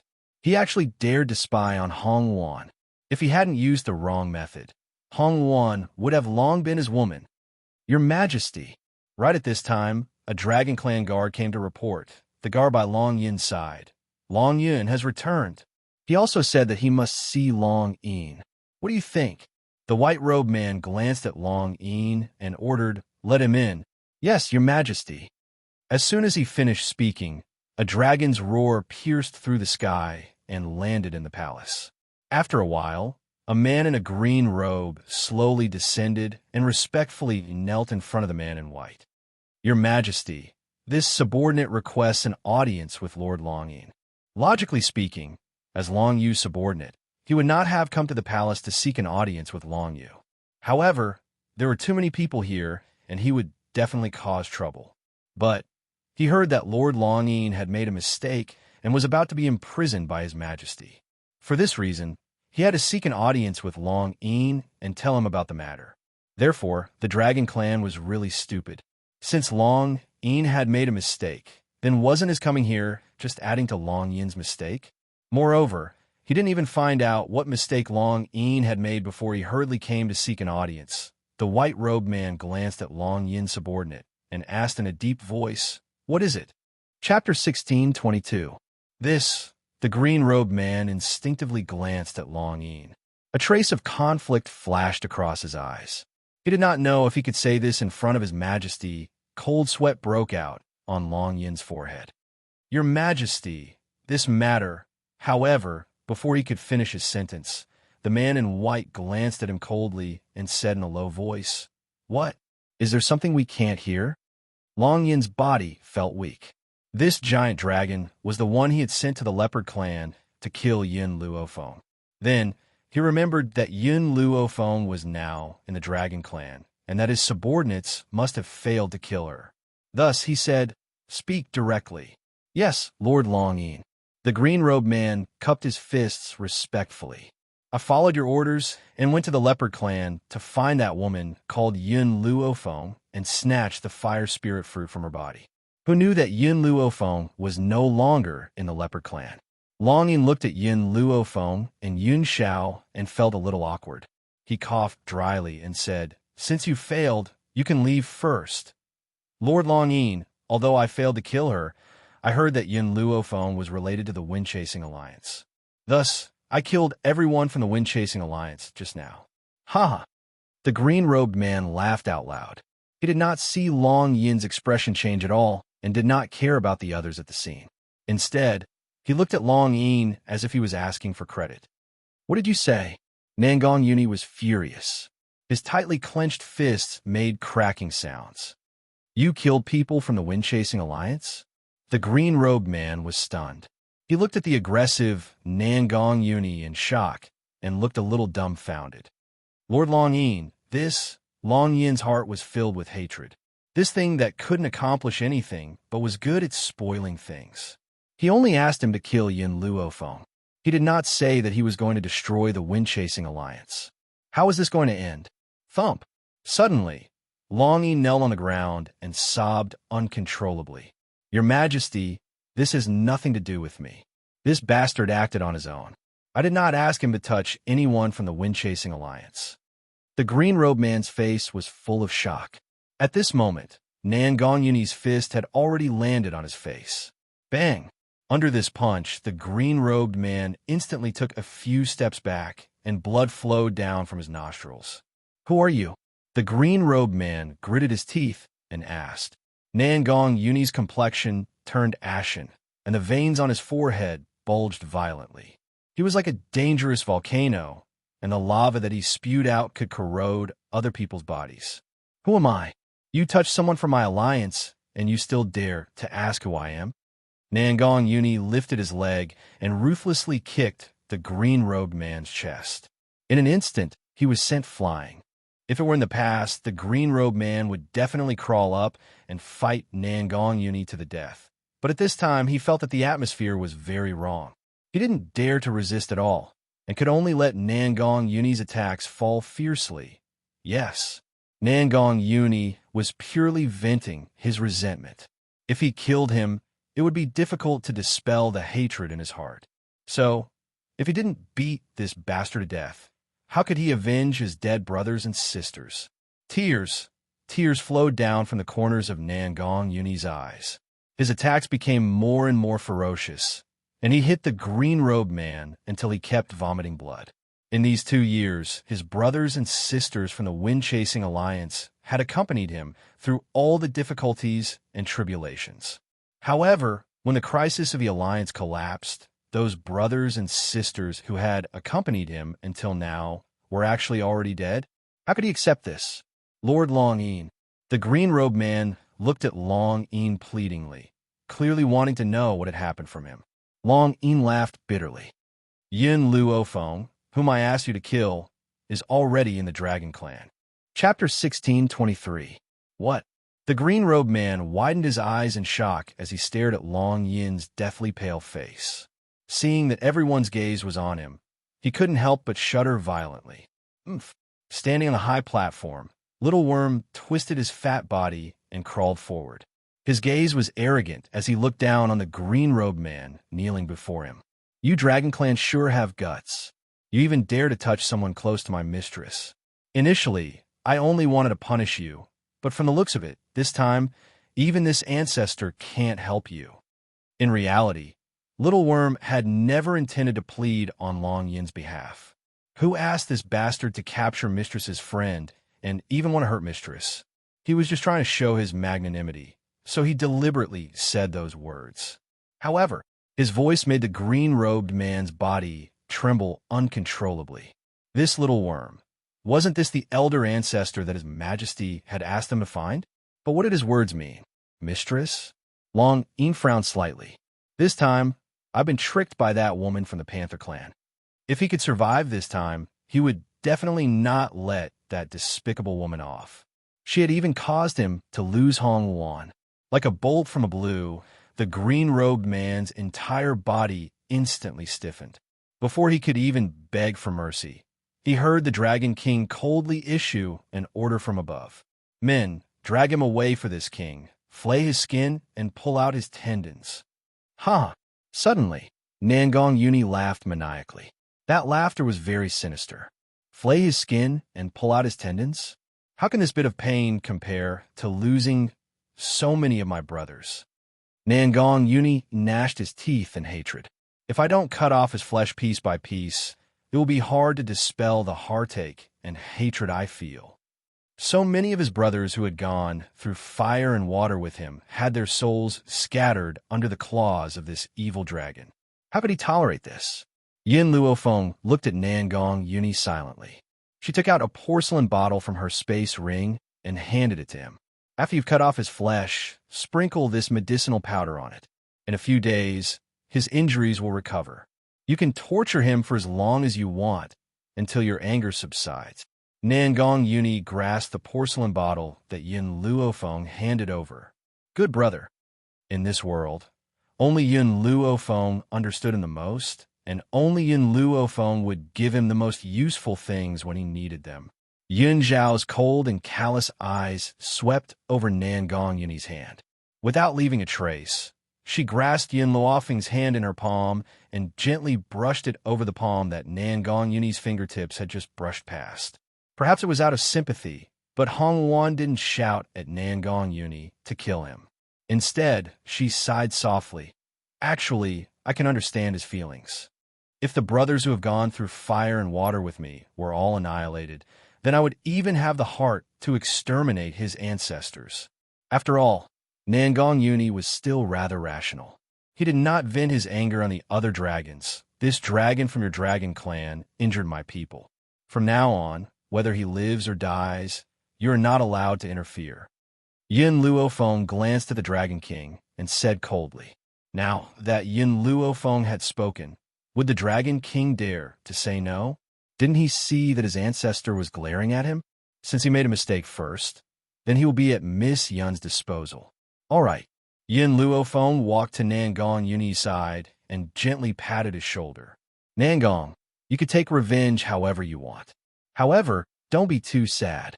In this world, as long as the body is dead and the soul is not extinguished, there will be a chance to meet again. This was not China. In China, if one's loved ones passed away, they would never be able to meet again. But here, as long as one's soul still existed, there would be a chance to meet again. If fate willed it, they would naturally meet again. Thank you. Nangong Yuni's voice was a little hoarse as he spoke dryly. He knew that Yin Luofeng was comforting him. Even so, it was still unable to dispel the pain in his heart. Yin Luofeng didn't say anything more. Instead, he turned his gaze towards the culprit, Long Yin. This dragon. How are you going to deal with it? Chapter 1624. Damn brat. You owe me, so give this dragon to me. Hong Wan gently narrowed her eyes as a cold light flashed across her phoenix-like eyes. Hong Wan, I did all that to save you. Long Yin instinctively took 2 steps back as he hurriedly tried to explain himself. Hong Wan laughed icily. To save me? Have you forgotten who was the one who had caused me to end up like this? Long Yin suddenly fell silent. After a long while, he finally found his voice and said weakly, I love you too much and want you to bear me a son. That's why I love me? Could it be that I have to marry you just because you love me? Hong Wan raised her chin and spoke in an overbearing manner. Even if I, Hong Wan, would never marry someone like you. You keep saying that you love me, but you've taken me by force? Do I have to obey your wishes and bear you a child? Have you ever asked if I'm willing? Long Yin's face turned increasingly pale as he stared at the peerlessly beautiful face in despair and sorrow. Hong Wan, I thought that you would be very willing to bear my child. The Dragon Clan has always been noble and powerful. Many people have wanted to marry him, but failed.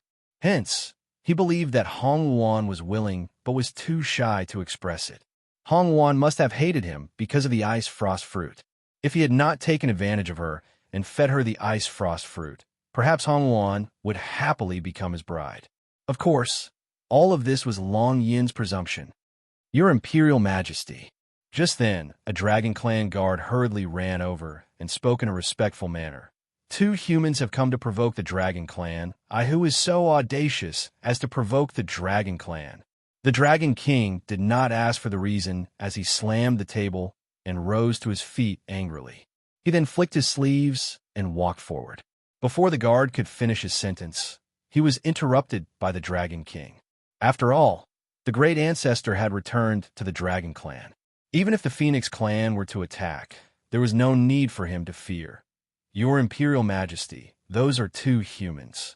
They had even captured the Leopard Clan's princess and said that the Dragon Clan had injured their people. What? Humans again?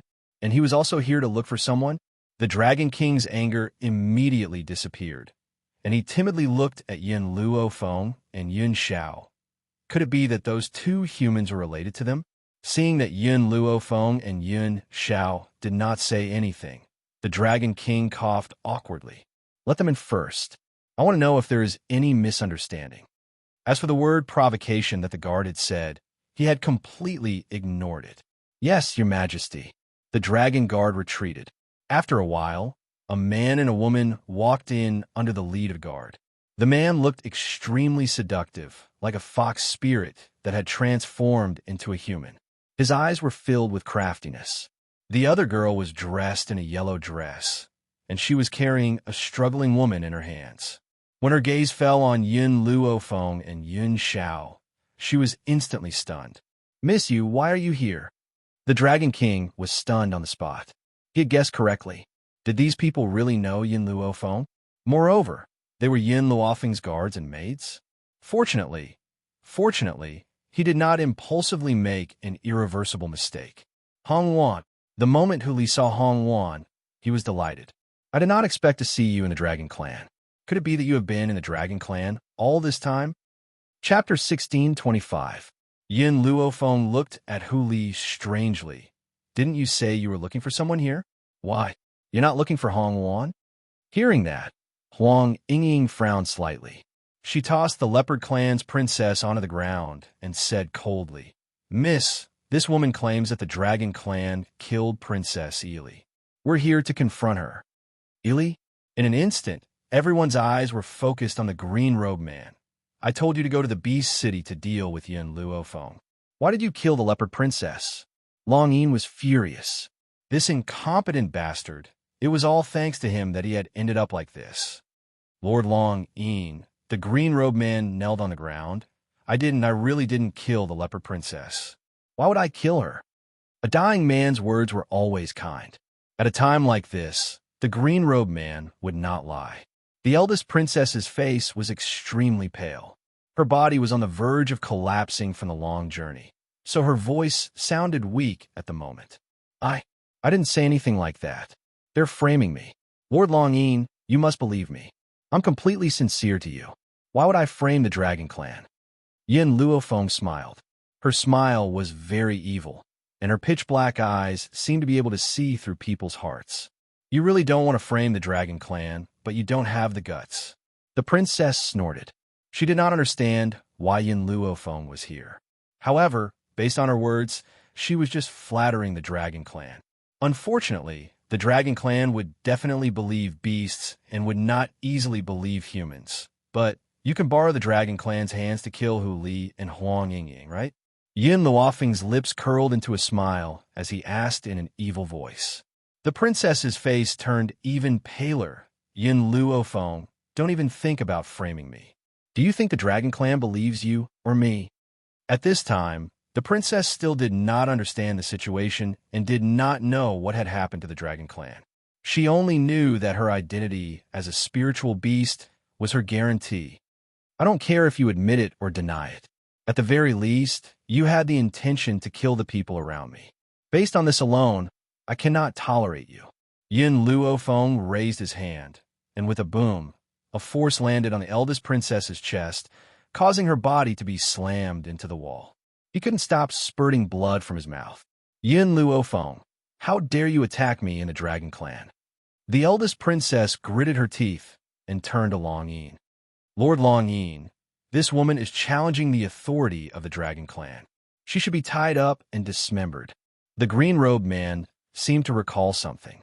He suddenly knelt on the ground and cried out, "Lord Longin, it was this woman who told me that Yun Luofeng was in the Wind-Chasing Alliance. Otherwise, I wouldn't have destroyed the Wind-Chasing Alliance at a time like this." In an instant, several murderous gazes were cast on the first princess. Nangon Yunyi's fists were clenched so tightly that cracking sounds could be heard. His teeth were tightly clenched. He couldn't control his own strength, and it instantly leaked out. But the dragon roar was one step faster than him and arrived in front of the first princess. A fist filled with water-colored spiritual power slammed towards the first princess. "It's all your fault. If you hadn't told me that there was a fire spirit fruit in Yun Luofeng's body, I wouldn't have chased after him. If you hadn't lured my subordinates to the Wind-Chasing Alliance, we wouldn't have committed such a grave mistake. You caused me so much trouble. I'll definitely drag you down to hell." Chapter 16:26. Long Yin's attacks were ferocious and rained down one after another, as if they were free. The eldest princess was completely dumbfounded and didn't understand what was going on. Lord Longin, without waiting for her to finish, Longin burst into laughter. As he laughed, tears flowed out of his eyes. "Do you know that because of you, I'm about to lose my life?" His voice was like a sudden clap of thunder that sent the eldest princess into a state of confusion. What did he mean by Lord Longyin's life was about to be lost? "Damned woman, do you know who you're dealing with? She's the matriarch of our dragon clan's ancestor. You want me to kill her? Isn't that the same as pushing me to my death?" Longin clenched his teeth so hard that they creaked. He wanted nothing more than to tear this woman into 1,000 pieces. No, even if he tore her into 1,000 pieces, it wouldn't quell the anger in his heart. Rumble. The eldest princess was completely dumbfounded. Yun Luofeng was the matriarch of the dragon clan's ancestor. This was the only sentence that kept echoing in her mind. She couldn't think of anything else. After a long while, her body began to tremble and her face was drained of blood. Only now did she realize how big of a mistake she had made. "What's funny is that I actually foolishly believed you." Dragon Roar was in great pain. His fist once again smashed towards the eldest princess, causing the wall behind her to collapse. In an instant, the eldest princess's body was buried. "Wait." Huli hurriedly shouted, "She can't die now. I want to know where Ely went." In the Beast City, he had been completely muddled and actually believed the eldest princess's nonsense. And now, what he wanted to know the most was Ely's whereabouts. A cold laugh came from the ruins. The eldest princess could no longer move, and only her eyes were exposed. Her eyes were filled with indignation and anger. "Back then, I was the one who discovered you first. Why did you choose Ely?" The eldest princess didn't like Huli, but her pride had always brooded over this matter. Back then, her appearance was so many times better than Ely's, so why did Huli choose Ely? She didn't even have the chance to take it by force. Even though Ely's appearance has been ruined, her heart has not been ruined. She is very kind, unlike you. She would never force others to do something they don't want to do. Moreover, my marriage with her was only a pretense. My goal was to prevent you from lusting after me. However, unknowingly, his gaze had long since been attracted by the strong and patient girl. So what if she was disfigured? Appearance was never what he cared about. The first princess smiled disdainfully. "You want to know where Ely is, but I won't tell you. Even if I die, I won't let you find her." After saying this, the first princess stretched her arm out of the ruins and slapped a heart on her head. Before her hand could fall, a black sword light flashed, and in an instant, her entire arm was cut off. The intense pain caused the eldest princess to let out a heart-wrenching cry. Due to the excessive blood loss, she almost fainted. Yin Xiao silently retracted her hand and stood quietly by Yun Luofeng's side. It was as if the person who had just cruelly attacked was not her. Even though you didn't kill the members of the Wind-Chasing Alliance, their deaths have nothing to do with you. Yun Luofeng's evil eyes swept across her. "If I had known that you had the intention to kill us that day, I would never have spared you. So, to you now, death is an extravagant hope." Chapter 16:27. When Yin Luofeng had finished speaking, he turned towards Nangong Yuni, his jet-black eyes staring straight at the handsome man in front of him. Nangong, she can be considered the culprit behind this incident, so I'll leave her to you to deal with. Nangong Yuni's throat was choking up.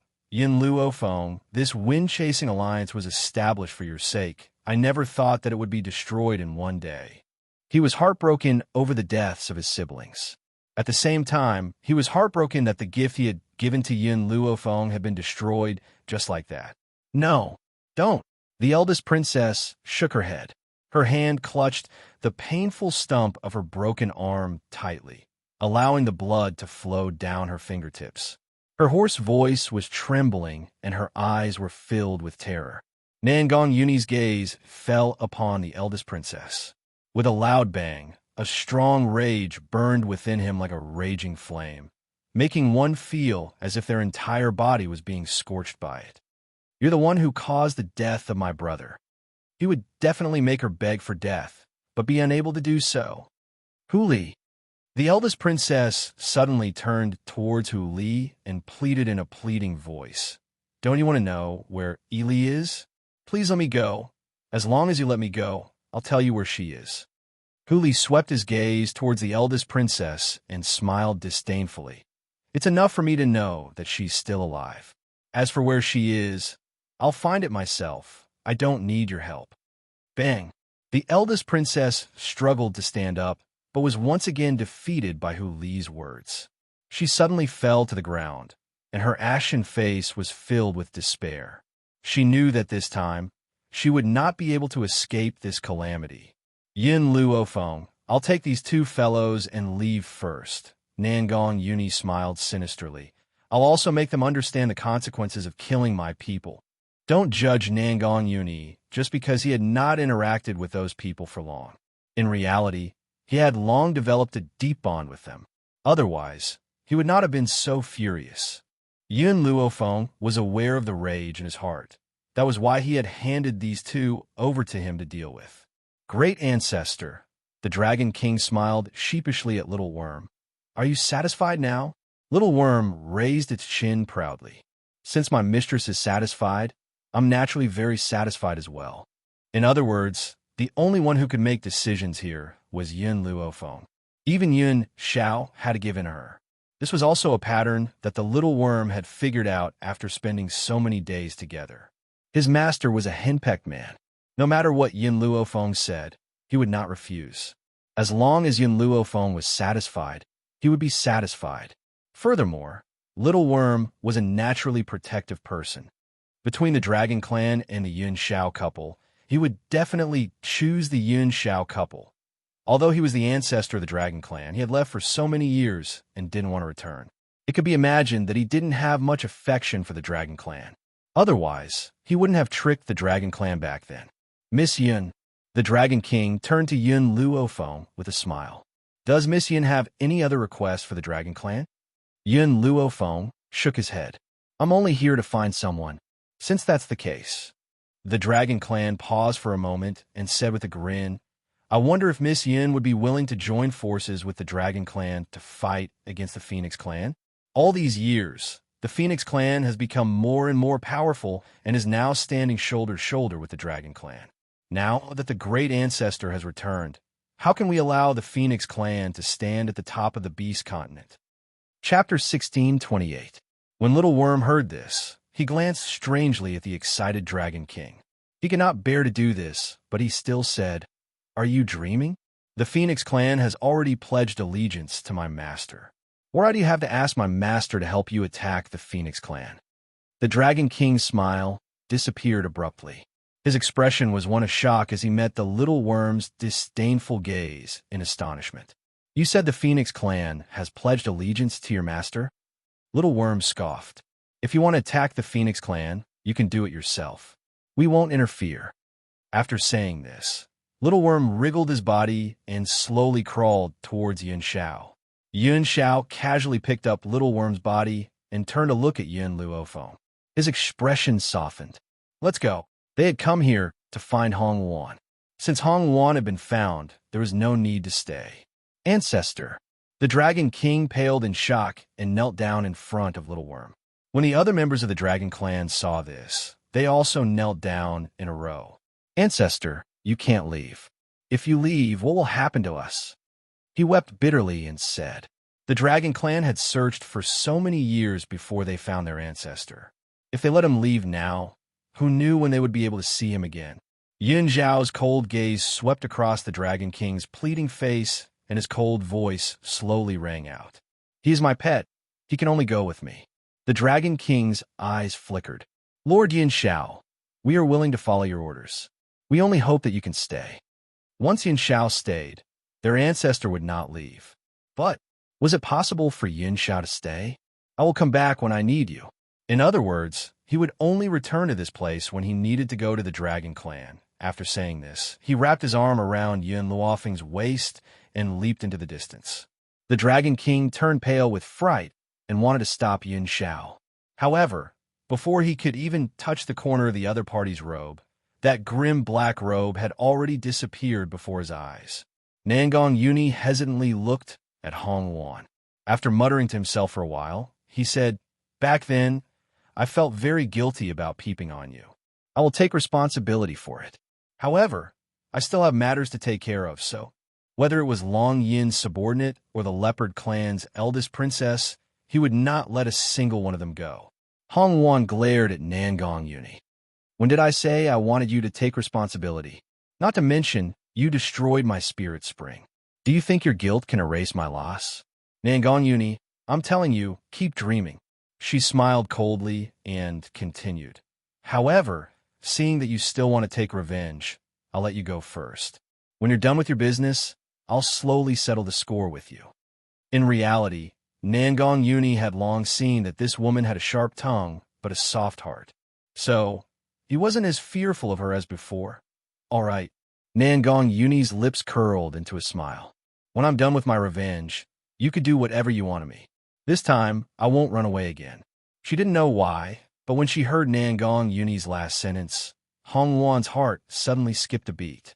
When she raised her eyes and met the man's resolute eyes, she actually felt a trace of uneasiness. Even she herself didn't know what this sudden feeling was.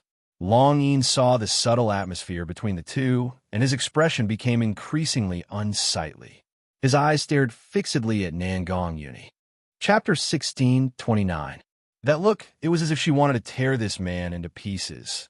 Hong Wan also noticed Long Yin's gaze. Her domineering eyes glanced at him, and the corners of her lips curled. "Long Yin, I've said this before, if you dare touch me, when you fall into my hands, I will make you wish you were dead." The woman's words echoed in his ears.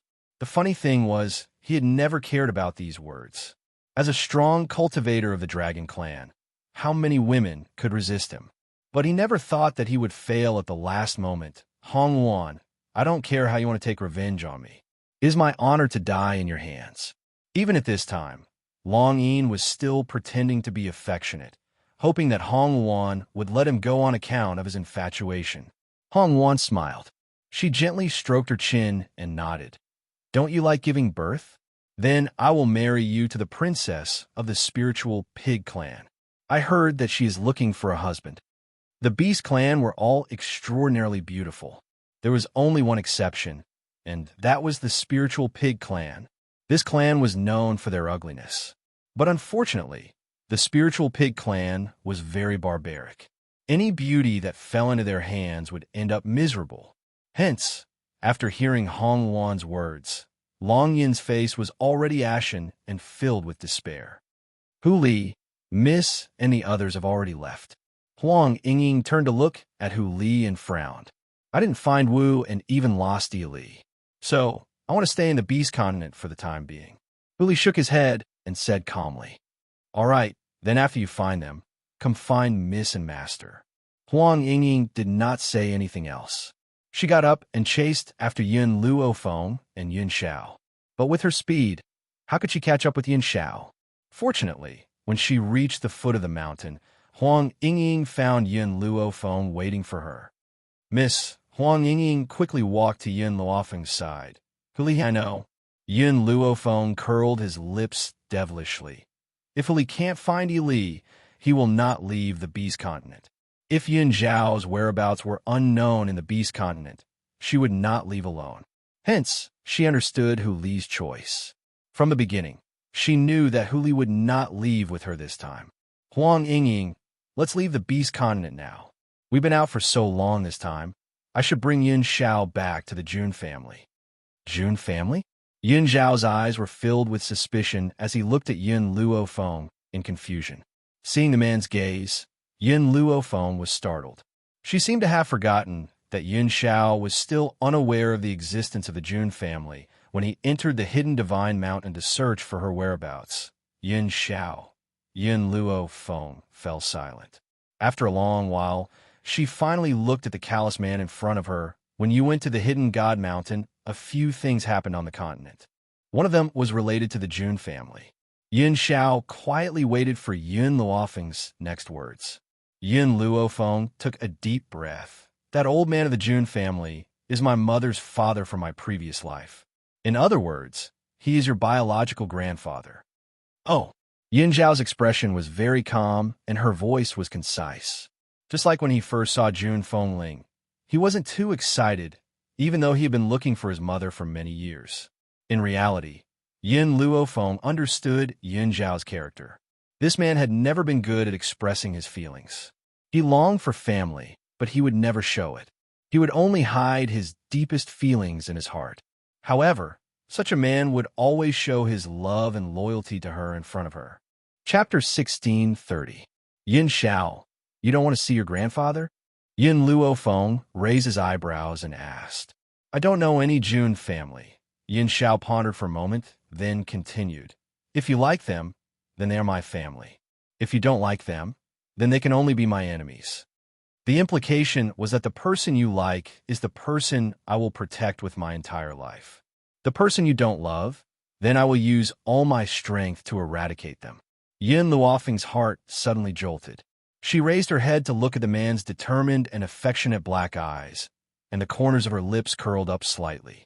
This man had told her before, for her, he would rather slaughter the entire world, even if the other party was his family. So, when the Xiao family made things difficult for her, he chose to reveal his strength without hesitation, to protect her dignity. How could such a man not be worthy of her sincerity? Yin Xiao.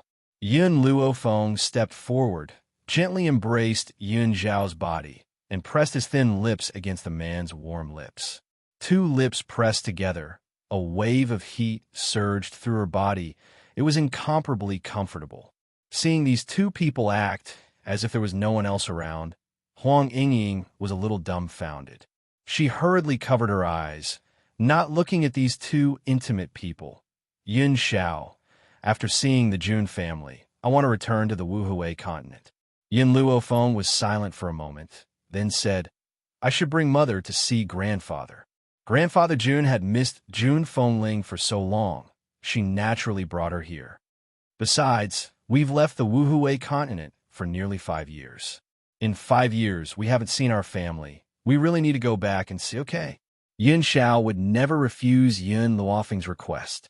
Wherever she wanted to go, he would accompany her to the ends of the earth and never leave her side. What about you? Yin Luofeng turned to Huang Yingying. Can you come back with us? Huang Yingying's body trembled, and she gently lowered her eyes full of pain. Logically speaking, I need to go back and visit my family's graves, but as soon as I return to the Huang family, I will remember the scene from back then. The death of her loved ones was an eternal pain in her heart. How could she be willing to recall all of this? If you're not going back, then wait for us here. Yin Luofeng shrugged his shoulders and did not force Huang Yingying. His demonic face lit up with a languid smile. Yin Xiao, let's go. I hope to leave the Beast Continent before tomorrow. Yin Luofeng and the rest had been in the Beast Continent for quite some time. During this period of time, the 7 continents underwent earth-shattering changes. First, the Jun family's old man went missing. Ever since Yin Luofeng disappeared from the hidden divine mountain, the old man had rushed into the hidden divine mountain out of impulse and disappeared without a trace. He never came out again. and no one knew whether he was dead or alive. Following that, 2 young masters of the North Continent's Continent Lord Mansion were killed by Yun Luofeng, one dead and the other injured. The consequences were irreversible, causing the North Continent's Continent Lord to fly into a rage. He had wanted to settle the score with Yun Luofeng, but Yun Luofeng had already left for the Beast Continent. Because of this, the people of the North Continent found out about Yun Luofeng's identity and even sent people to the Wuhui Continent to cause trouble for her family. After hearing about this, the Jun family, the West Continent Academy, and the East Continent's Continent Lord Mansion, who were related to Yun Luofeng, all sent people to stop him. Unfortunately, the West Continent Academy had a sudden situation, and they could not even fend for themselves. As for the masters sent by the Jun family and the East Continent Lord Mansion to stop him, they were all killed by the Sacred Maiden tribe. This matter had already caused a huge uproar on the continent. Chapter 16:31. The North Continent. In the Continent Lord's residence, a woman in a white dress with a frosty expression was sitting at the head of the table. Her fingers gently stroked the rim of the teacup as her cold eyes swept across the people below. Standing below her was a middle-aged man. This middle-aged man was not as domineering as he used to be. His face was full of flattery. Lady Qin Shui, although the people of the Jun family and the East Continent Lord's residence were all killed by you, the people I sent to the Wuhui continent to kill Yun Luofeng's family were also killed by those people. What do you think? Qin Shui raised her eyebrows slightly, and a cold smile appeared on her frosty face. Her smile was bone-chilling, like the cold winter without any warmth. Yun Luofeng killed my sister, so her family must die. Back then, the people of the Xianqing sect came to inform the Sacred Maiden tribe that the successor they had been looking for was in Yun Luofeng's hands. Therefore, her younger sister, Qin Yu, volunteered to kill Yun Luofeng. But who knew that Qin Yu would die at the hands of Yun Luofeng? The Sacred Maiden tribe had gone through a lot of trouble to find out this information.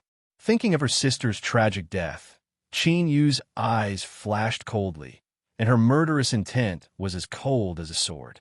So, I will send the Sacred Maiden tribe to the Wuhui continent, Qin Shui said coldly, and what you need to do is to rope in the other continents. The North Continent Lord hesitated for a moment. I'm afraid this matter is very difficult.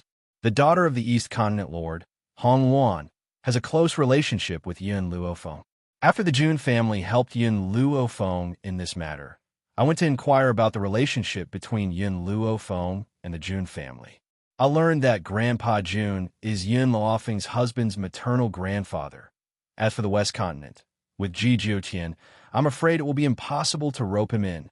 The former lord of the Central Continent is also on good terms with Grandpa Jun. So, only the South Continent we can rope them in. Qin Shui smiled contemptuously, not moved by the words of the North Continent Lord. Ji Jiutian of the West Continent seems to have encountered some problems recently, so he can't stop things from developing. Without Ji Jiutian, the West Continent Academy is not that scary.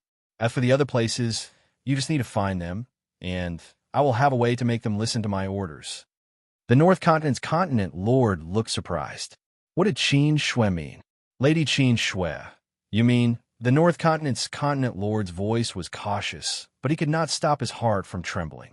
Suddenly, Qin Shui's cold eyes swept over, causing the North Continent's Continent Lord to swallow the words that were at the tip of her tongue. She looked at her in fear. Inside the city, it was unexpectedly quiet. Yun Luofeng and Yun Xiao stepped out of the city gates and were stopped by 2 guards. Stop! Just as the guard opened his mouth to berate, Yun Xiao's cold gaze shot towards him. Pucci! In that instant, the guard spat out a mouthful of blood and fell to the ground in a sorry state. Huang Yingying, let's part ways here. Return to the witch race and wait for me. Yun Luofeng turned to look at Huang Yingying. There was a hint of a smile in his dark eyes. All right. Huang Yingying nodded slightly. Take care. Yin Xiao, let's go. Yun Luofeng looked away and did not spare Huang Yingying another glance. His gaze fell upon the man's cold and handsome face. The man raised his hand to hold her waist. With a leap, he rushed into the sky and quickly disappeared from Huang Yingying's line of sight. This was because Yun Luofeng and Yun Xiao had been hurrying along in the sky and had not stopped for even a moment. Furthermore, based on their current level of power, even if they did not eat or drink, they would not exhaust any of their energy. Chapter 1632. The Jun Family. Ever since Yun Luofeng had met with danger, Junlinger had gone out to search for her whereabouts. In the end, she had been captured and brought back by the Jun family not long after. They had locked her up tightly, not giving her any chance to leave. But unexpectedly, before Yun Luofeng could be found, the old man had also disappeared. So, when Yun Luofeng appeared at the gate of the Jun family, the guard could not believe his eyes. He hurriedly rubbed his eyes and stared at the woman in white who had appeared out of thin air. He almost screamed out loud. After a long time, he finally found his voice and quickly rushed into the inner courtyard of the Jun family. "Master, Miss Yun is back." "Miss Yun?" Yun Luofeng? Junlinger, who had been sitting in the courtyard fretting, immediately stood up when she heard the shouts of the guards. Her lively and adorable eyes were filled with an excited light. After a while, a snow-white color floated into her eyes. At that moment, her throat was a little choked, and her eyes were filled with tears. "Sister Yun, you're back, but my grandfather went to the Hidden Divine Mountain to look for you, and his whereabouts are still unknown." Junlinger bit her lip and looked at Yun Luofeng pitifully. There were still traces of tears in the corners of her eyes, making her look very pitiful. At that moment, the Jun family's master, Jun Xian, also quickly walked out. He quickly walked in front of Yun Luofeng and raised his hand, wanting to pat her shoulder, but in the end, he weakly put it down. "It's good that you're safe and sound." Everyone knew how much Grandpa Jun loved Yun Luofeng. The Jun family could only settle down if she was safe and sound. "The old man is missing?" Yun Luofeng frowned slightly. "Yes, he went to the Hidden Divine Mountain to look for you, but he never returned. I also sent the experts of the Jun family to look for him, but none of them came back. In fact, Jun Xian had wanted to look for his master several times. However, the Jun family could not be left without a leader, so he could only stay. But Jun Xian paused. "Did you kill Ling Chun from the northern continent, and even cripple Ling Shuang?" Yun Luofeng raised an eyebrow. "Yes." Hearing this, Jun Xian smiled bitterly and shook his head. "I'm afraid you've caused trouble this time. The North Continent and the Sacred Maiden Tribe have joined forces. They even sent people to the Wuhui continent to cause trouble for your relatives. Although those people have been eliminated by us and the East Continent, they will continue to send people." Yun Luofeng's face sank little by little. "It seems that I need to go back to the Wuhui continent as soon as possible to bring Grandpa and the others here." However, thinking about Grandpa Jun's whereabouts, she couldn't help but feel uneasy. Could it be that Grandpa Jun encountered some danger when he ventured deep into the Hidden God Mountain? "I'll go to the Hidden God Mountain." Yun Xiao muttered to himself for a moment before replying. Yun Luofeng thought about it. This was the only way. With Yun Xiao's current strength, no matter how great the difficulty he faced, escaping was absolutely not a problem. As for her, she had to go to the non-return continent. Perhaps those people in the northern continent would send people to the non-return continent to kill her relatives. Feng, or this is... Jun Xian looked suspiciously at Yun Xiao and asked curiously, "My husband, Yun Xiao." Yun Luofeng gently raised his lips, and his voice sounded very slowly in the courtyard. Jun Xian's body shook. He stared at Yun Xiao, trying to engrave his appearance in his mind. "You are the Ghost Emperor? My master's grandson?" Chapter 1633. Yun Xiao nodded expressionlessly. His expression was just as cold as ever. "There's no time to lose. Let's split up now." Yun Luofeng turned around and gently hugged Yun Xiao. "Once you've found Grandfather Jun, and I've brought Grandfather and the others here, we'll meet up at the Jun family home." Yun Xiao gently stroked Yun Luofeng's hair. The corners of his cold lips gradually curled into a faint smile. He lowered his head and planted a kiss on her forehead. "Be careful." Jun Xian's lips moved slightly. His gaze fell on Yun Xiao somewhat reluctantly. However, he also understood that he could not let Yun Xiao stay at a time like this. because they had more important things to do. Fonger, our June family also has a wormhole. You can use the June family's wormhole to head to the Limitless Continent. The Limitless Continent. In a small town not far from Endless City, a group of people were hurrying on their way. However, at this moment, their path was suddenly blocked by two small figures. "Excuse me, how do I get to Endless City?" The leader of the group was a man dressed in embroidered robes. He raised his head in surprise, his gaze falling on the two little girls in front of him. These two little girls were still very young, only 4 or 5 years old. Their large, watery eyes were very cute, and from their attire, one could tell that these two little girls were definitely from a large family. However, usually, the daughters of large families would have followers. Why were there no one following behind these two? "Little sisters, why are you here alone? Where are your parents?" The young man lowered his head very patiently and asked with a smile. "Big brother, my name is Yun Ruoxue. This is my older sister, Yijun. We left home without telling our parents. Can you tell us which direction to go to Endless City?" An innocent smile hung on the face of the slightly younger girl. Her face was as delicate as a porcelain doll. It was undeniable that when she grew up, she would definitely be a great beauty whose beauty could cause the downfall of cities and countries. As for the little girl, she called Yijun. At such a young age, her red dress accentuated her extraordinary beauty. Compared to Yun Ruoxue's delicate and adorable appearance, she was rather valiant and formidable, and her brows carried a sword-like heroic spirit. Endless City is a rather chaotic place. Why are you going there? The one who spoke was the woman beside the man in embroidered robes. This woman had a charming air about her. Her eyebrows and eyes were rippling, and her eyes were filled with cunning. She looked at the two young ladies with a glint in her eyes. "My sister and I want to go to the Medicine Tower of Endless City to find my cousin. My father told me that my cousin is very powerful. She should." Yijun's expression changed slightly. He hurriedly pulled on Yun Ruoxue's sleeve and shook his head, stopping Yun Luofeng from continuing. Soon after, she raised her palm-sized face and said in an old-fashioned manner, "You just need to tell us how to get to Endless City. You don't need to know what we're going there for." Grandpa had said that the world was dangerous, and she couldn't trust any stranger. Besides, even if she said that the Medicine Tower's Tower Master was her sister-in-law, these people wouldn't believe her. However, if they wanted to go to the 7 continents to find their second brother and second sister-in-law, they had to go to the Medicine Tower. The people there would help them think of a way. The charming woman's expression was slightly unhappy. Her eyes flickered and her lips curled into a sly smile. Chapter 1634. "Little girl, how about this? We're going to Endless City as well. Why don't we bring you along?"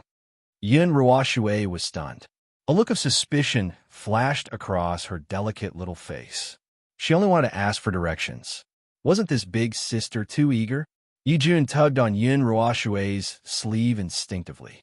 The two of them took 2 steps back and maintained a distance from the group of people in front of them. "No need. We can go ask the others. Shueya, let's go." She grabbed Yun Ruoxue's little hand and walked around the charming woman, wanting to walk forward. The woman and the brocade-robed young man glanced at each other and blocked their way, one on the left and one on the right. "Little girl, this world is dangerous. It's too dangerous for you to go to Endless City alone.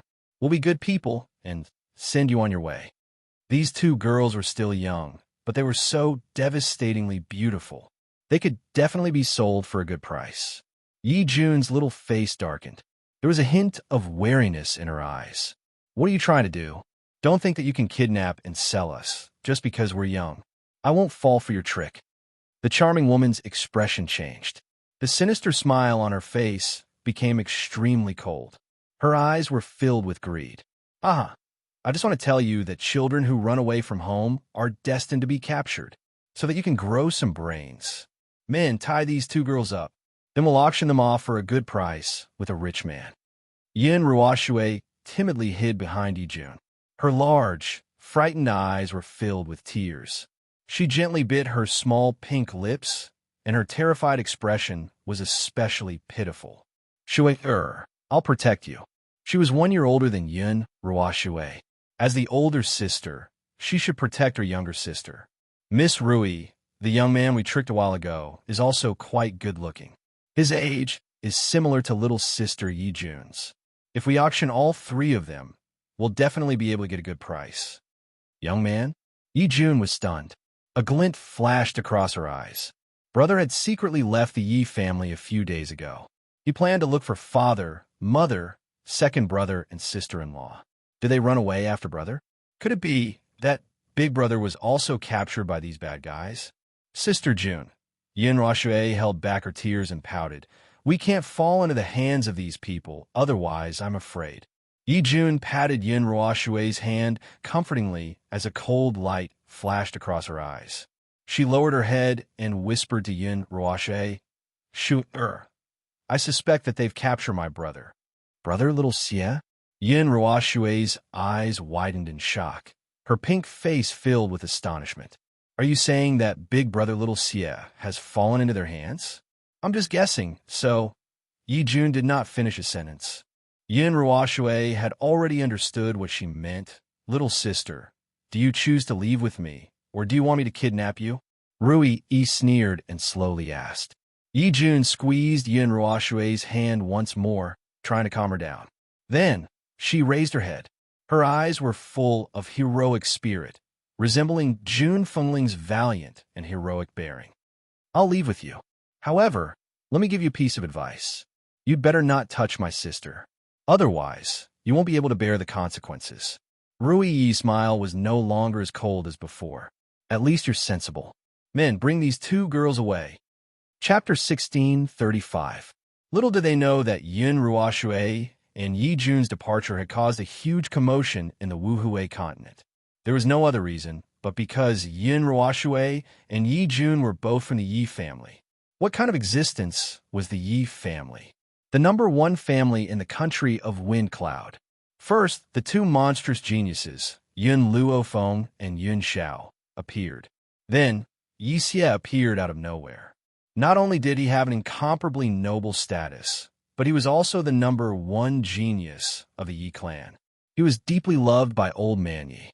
Even though Yi Jun's talent was not as good as Yi Xie's, his mature and steady personality had long been entrusted to him by Old Master Yi. As for Yin Ruoshui, she was not a child of the Yi family, but she was Yun Luofeng's cousin.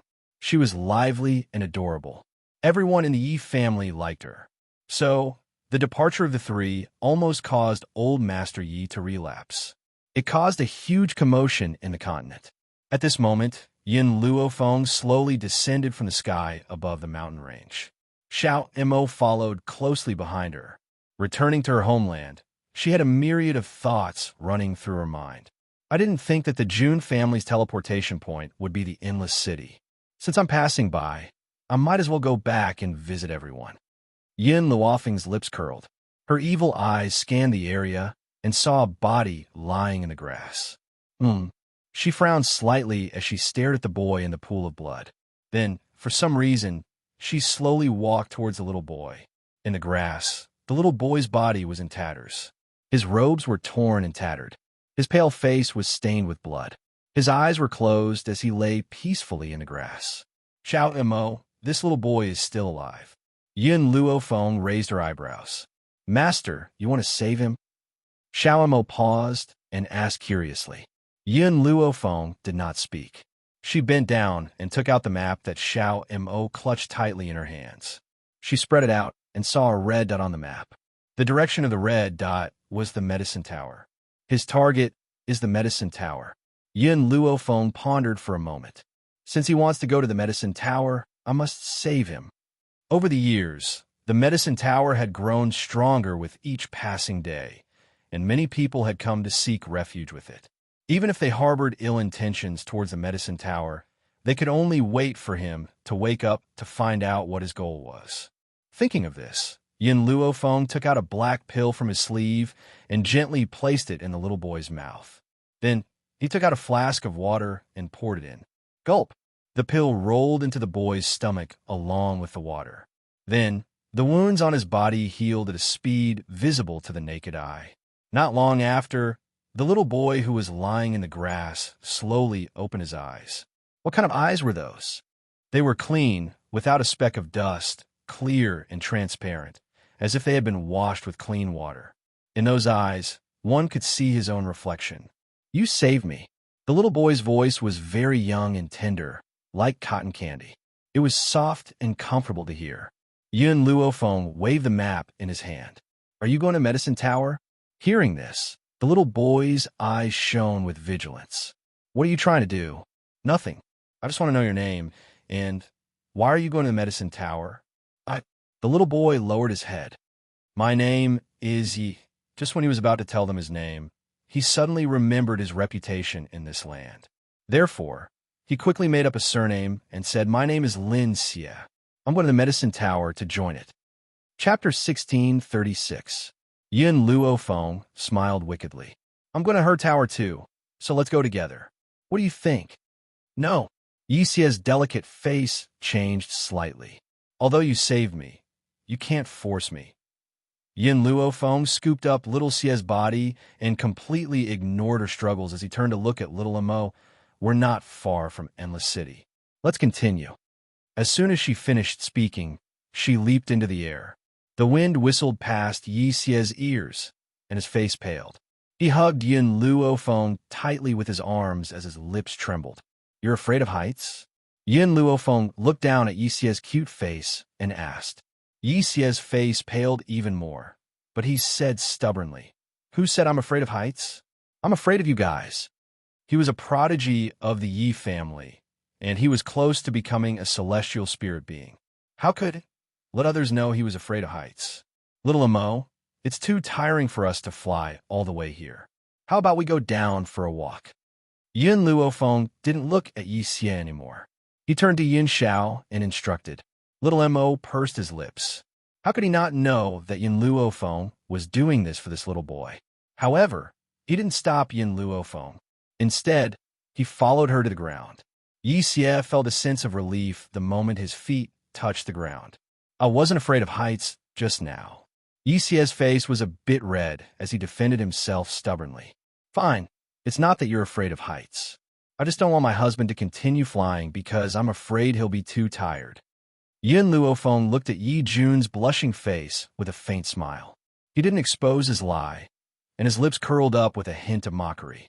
"Little Mo, if we speed up today, we should be able to reach the herb tower before nightfall." Yi Jun and Yun Ruoshui were thrown into a dark and damp woodshed. The moment they entered the woodshed, Yi Jun hurriedly got up and dashed toward the group of children hiding in the corner. "Not Big Brother. These children aren't Big Brothers. Where's my big brother?" Yi Jun's little face was a little anxious. When she saw that these children were not her brothers, she was extremely disappointed. If it wasn't to find her brother, she wouldn't have come to this place with these people. "Sister Yi Jun, it seems that Brother Xie is not here." Yin Ruoshui blinked her big cute eyes. "Did we make a mistake? Are you looking for someone?" In the corner, a tender voice slowly sounded. In that instant, Yi Jun and Yun Ruoshui looked over at the same time. It was a tall young man who looked to be around 8 or 9 years old. His clothes were ragged like a beggar's, but he had an extremely delicate and handsome face, especially his pair of peach blossom eyes, which could captivate one's soul and charm all living things. "Who are you?" Yi Jun's eyes were full of wariness as he shielded Yun Ruoshui behind him. The young man glanced at them. "We met a group that specializes in child trafficking. They will sell us to some pedophiles for their entertainment. The place we are at is just one of their bases. The other bases also have children who have been abducted." Yi Jun's little hand gently touched her chin. "Shui, I've decided to stay for now." "All right, Shui, we'll listen to Sister Yi Jun." Yun Ruoshui smiled. Her smile was very bright, and her 2 canine teeth were very cute. Chapter 1637. At the same time, Rui and the rest had gathered in a room and were discussing how to get rid of the children. Miss Rui, that little girl called Yi Jun, is not only beautiful but also talented. With her capital, she'll definitely fetch a good price in an auction, but what if we give her to Chu Lin, the head of the Chu family in Endless City? Endless City had undergone earth-shattering changes in the past few years. The 3 great families were now a thing of the past. Now, the one in charge of Endless City was the high and mighty medical tower, as well as several other major forces that depended on the medical tower. Chu Lin, the head of the Chu family, has an extraordinary relationship with an elder of the medical tower. In addition, it's said that Chu Lin intends to find a child bride for his son. Apart from having extraordinary looks, the girl must also have decent talent. Yi Jun could indeed bring them a considerable amount of wealth, but how could wealth compare to building a good relationship with the Chu family? All right, then I'll bring Yi Jun to Chu Lin. Rui's eyes flashed as the corners of her lips curled into an arc. As for that little girl called Yin Ruoxue, I can't sense any spiritual qi fluctuations from her body. From the looks of it, there's only one possibility. That girl is definitely trash. Since she's a good-for-nothing, she has no value. Just sell her to those pedophiles in exchange for a fortune. With a few words, these people had already determined the fate of Yin Ruoxue, and Yi Jun little did they know that this decision would bring disaster upon them. Lin Shi, bring that girl Yi Jun to me. The person called Lin Shi was a delicate-looking youth, but such a youth had followed this group of people to engage in child trafficking. A hand pushed open the door of the damp, thatched hut. A delicate-looking youth appeared at the door and looked coldly at the children in the room. Yi Jun, his gaze rested on Yi Jun. His face was expressionless. Come with me now. Sister Yi Jun. Yin Ruoxue panicked and grabbed Yi Jun's hand, her eyes glistening with tears. Yi Jun patted Yin Ruoxue's hand comfortingly and looked up at Lin Shi. Where are you taking me? We're going to a great place, and we're giving you a bright future. You should be thanking us. Lin Shi said disapprovingly. It's getting late. You should come with us immediately. No, I have to go. I have to bring Shui with me. Yi Jun held Yin Ruoxue's cold hand as he spoke seriously. She was the one who took Shui away from the Yi family, so she must not leave her in such a place. With just her, Lin Shi sneered. She wants to go with you? It's because you're talented that we gave you such a good opportunity. Trash like her. What right does she have to enjoy such a privilege? If you don't let me bring Shui along, then I won't go with you. Yi Jun's big eyes flashed with determination. Even though her voice carried the childish tone of a child, her expression was not that of a 5-year-old girl. Lin Shi frowned. I can't make the decision on this matter. Miss Rui has to make the decision. The two of you, follow me first. After speaking, Lin Shi turned and walked out the door. Yi Jun comforted Yin Ruoxue, her childish voice carrying a calming power. Shu, don't be afraid. I'll protect you. Chapter 1638. In the dark room, Yi Jun and Yin Ruoxue had just stepped in when they saw that the people sitting in the room had stopped their discussions and turned their gazes to the two young faces. Miss Rui, she insisted on bringing her sister along, but this kind of trash. Lin Shi's grumbling was stopped by Rui. Her face was full of smiles, the corners of her lips curling into a charming curve. If that's the case, then send both of them to the Chu family. Lin, she was a little surprised. He had wanted to ask, but when he saw Rui's expression, his words were suddenly stuck in his throat. Yi Jun clenched her small fists tightly. Her fierce gaze was like a sharp sword, piercing Rui's heart and making her tremble. This little girl is only 5 years old. Why does she have such a frightening gaze? When she grows up, she might even bring disaster to me. For a moment, Rui didn't know whether sending Yi Jun to the Chu family was a blessing or a curse. Little sister, Rui slowly stood up and put on a smile. I'm doing this for your own good. The Chu family has an extraordinary relationship with the medicine tower. Once you're connected to the Chu family, you'll enjoy endless glory and wealth. Yin Ruoxue glared angrily at Rui with her large eyes. The medicine tower's tower master is my cousin. If you dare send sister Yi Jun to the Chu family, my cousin will not let you off. Father had said that my cousin was very powerful. Back then, General Yun's family had been bullied in the Longshao mainland. Eldest uncle and eldest aunt had died unjustly and grandfather had been bullied. It was my cousin who had shouldered the burden with her weak shoulders and even established the medicine tower, a force that was renowned throughout the mainland. As for the Chu family, what were they? Sister Yi Jun was my cousin's sister-in-law. She actually wanted to send her cousin to a family that relied on the medicine tower. Hearing this, Rui and the others looked at each other with mocking smiles on their faces. You say your cousin is the tower master of the medicine tower? Haha, what a joke. If the tower master is your cousin, then I'd say I'm the husband of the medicine tower's tower master. A burly man laughed out loud, obviously thinking that Yin Ruoshui was lying, although Yi Xie's name was already well known throughout the continent. Even Yi Jun and Yin Ruoshui's names were known by many. However, to be able to know about this, one must have enough weight in the mainland. Even the disappearance of the Yi family's child was only spread among the aristocratic families. Rui and the others were just a small group that relied on child trafficking to survive.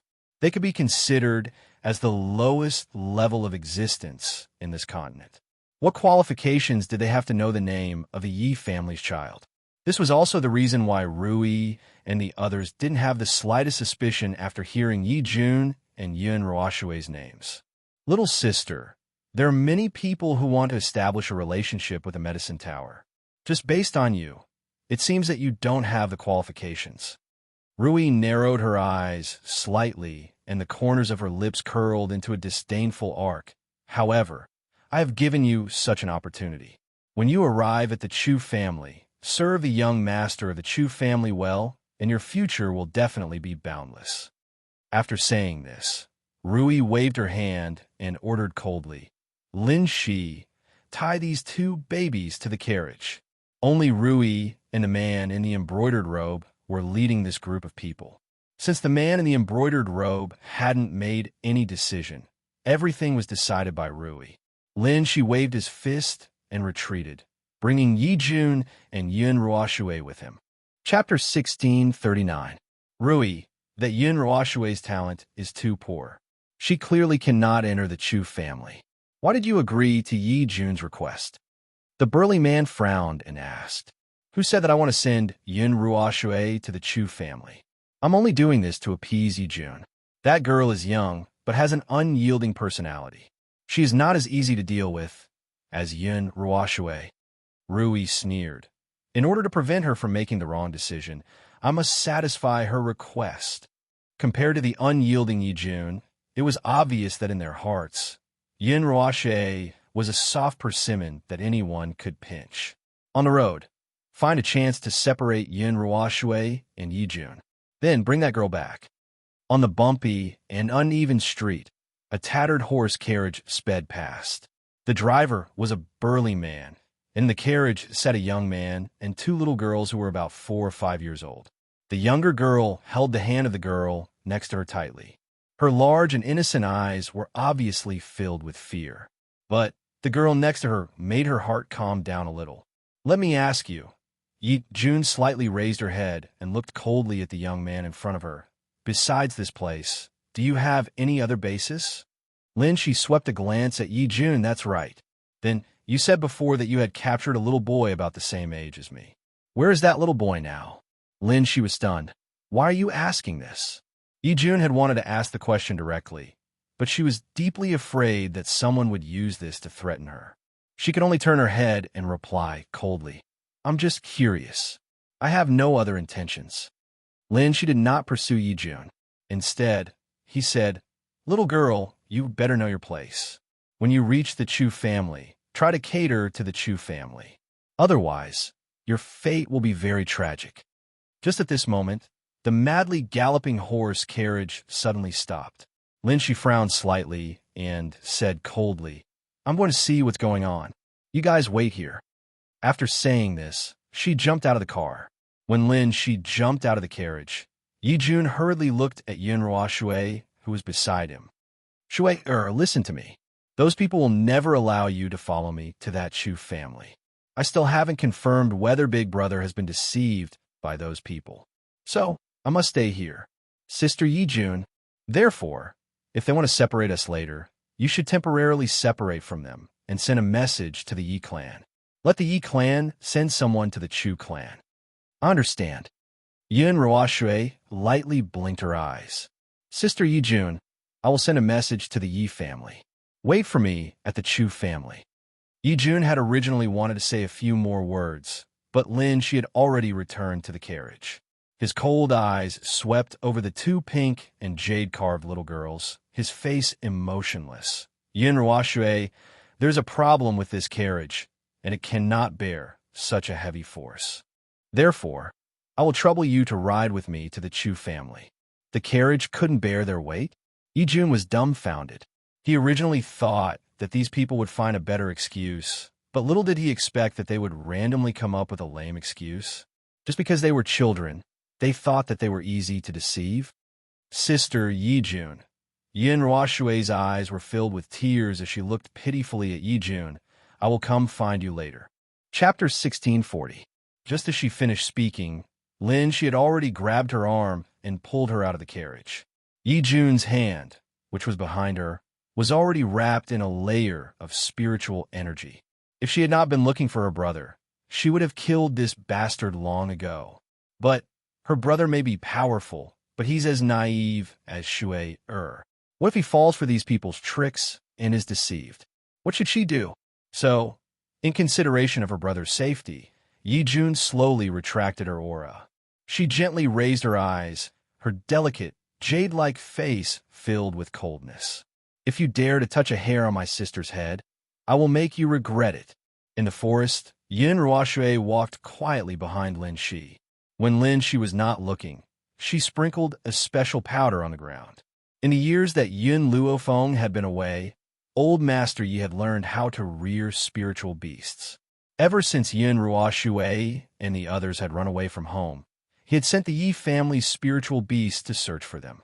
And this powder was used to attract those spiritual beasts. The reason why they no longer sprinkled the powder in the straw hut where they had been imprisoned was because if the powder was sprinkled in the hut, it would be too obvious and would be easily discovered. Only when they were outside would they be able to sprinkle the powder wantonly on the ground. This was also the reason why Yijun had insisted on taking her away. Where are you taking me? Yin Ruoxue felt that Lin Shi was walking further and further off the path. She felt a little panicked and could not help but take 2 steps back. Her large eyes were filled with terror. Lin Shi laughed coldly and turned to look at Yin Ruoxue. His cold expression had changed, and his eyes were filled with greed. Little girl, you're so adorable. I really can't bear to sell you to anyone else. He licked the corner of his lips and slowly walked towards Yin Ruoxue. Yin Ruoxue continued to retreat. Her little face was deathly pale. There was a tree behind her, and when her body was pressed against the tree, she felt her entire body turn cold. If you dare touch me, you'll definitely die. Lin, she laughed. You're a good-for-nothing.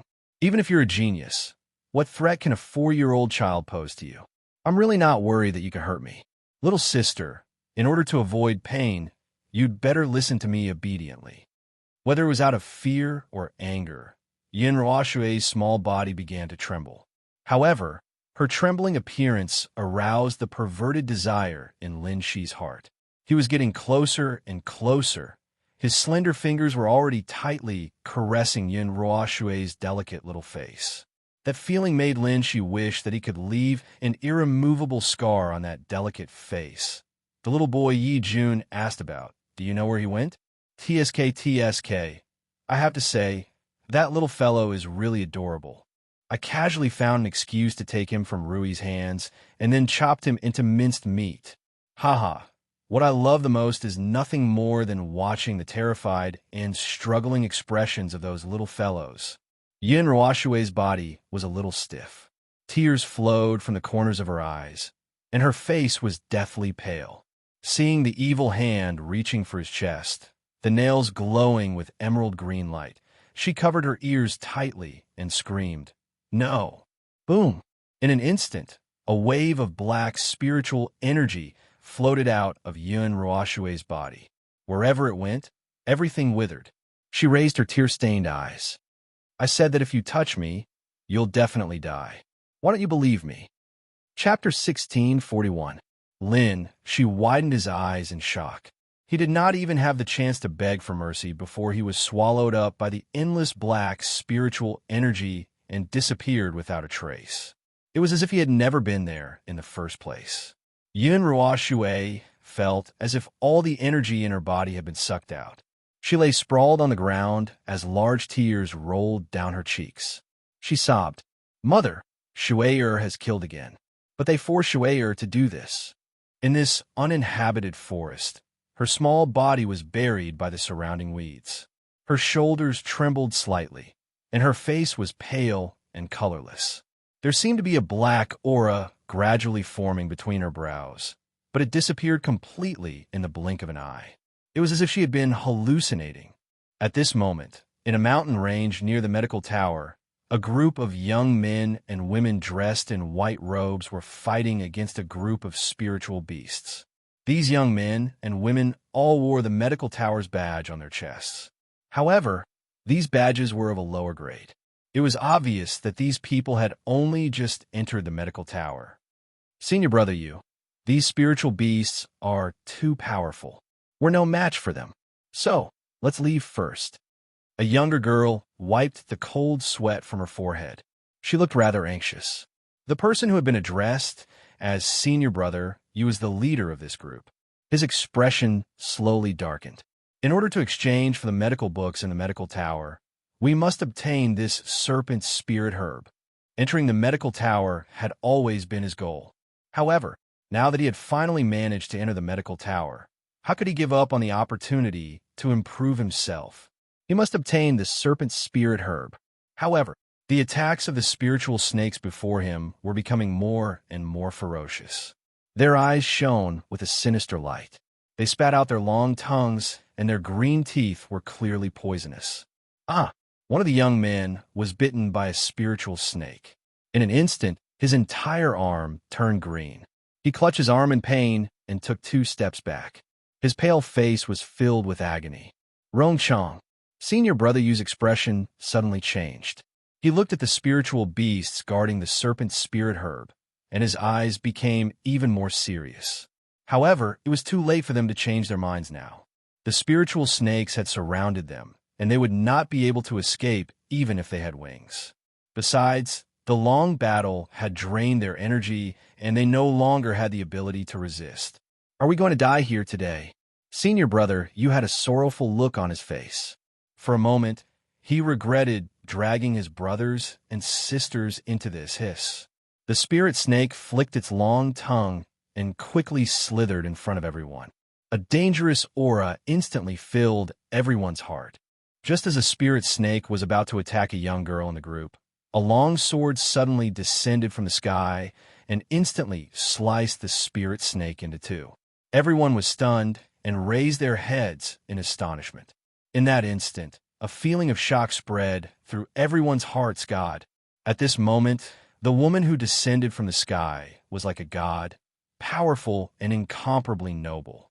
She had a devastatingly beautiful face and a devilish charm. Her pitch-black eyes were filled with a condescending look as she slowly swept her gaze across the group of spiritual snakes beneath her. The woman was carrying an innocent little boy in her hand. Behind her was a tall and handsome young man. "Thank you for saving my life." Senior brother Yu cupped his fist respectfully and said. Chapter 1642. "You're from Medicine Tower?" Yun Luo Feng looked down at the crowd, her demonic voice filled with boundless power. Senior Yu said somewhat embarrassedly, "My friends and I joined the Medicine Tower not too long ago. This time, we came to exchange for the Medicine Tower's medical books, so we came to find the snake's spirit grass. If it weren't for you, I'm afraid that we wouldn't have been able to escape death." Hearing this, Yin Luo Feng's demonic eyes swept across his handsome face.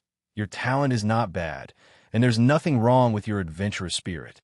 However, you must remember, no matter what, you must act according to your capabilities.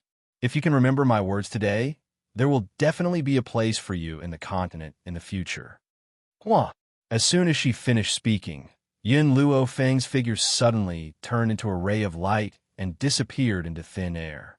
After she had left, the young people slowly regained their senses and looked in the direction that the woman had disappeared in.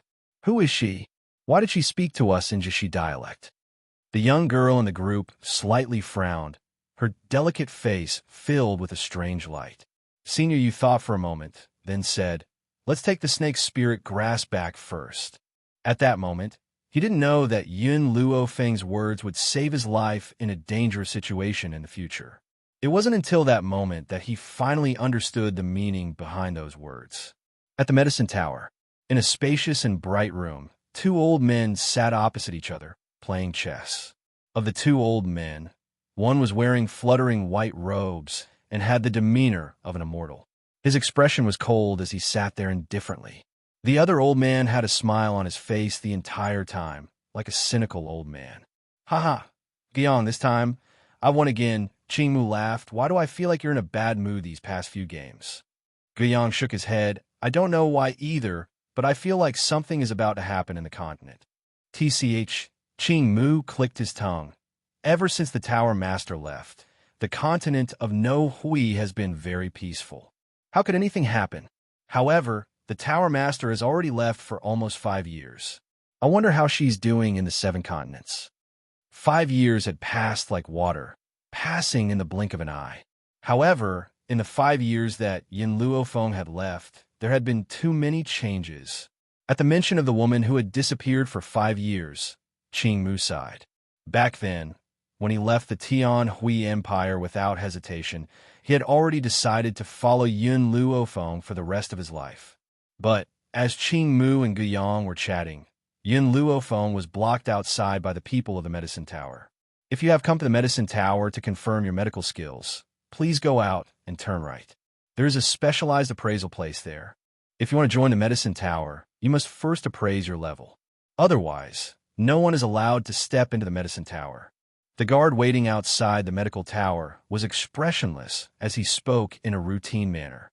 Yin Luofeng was stunned.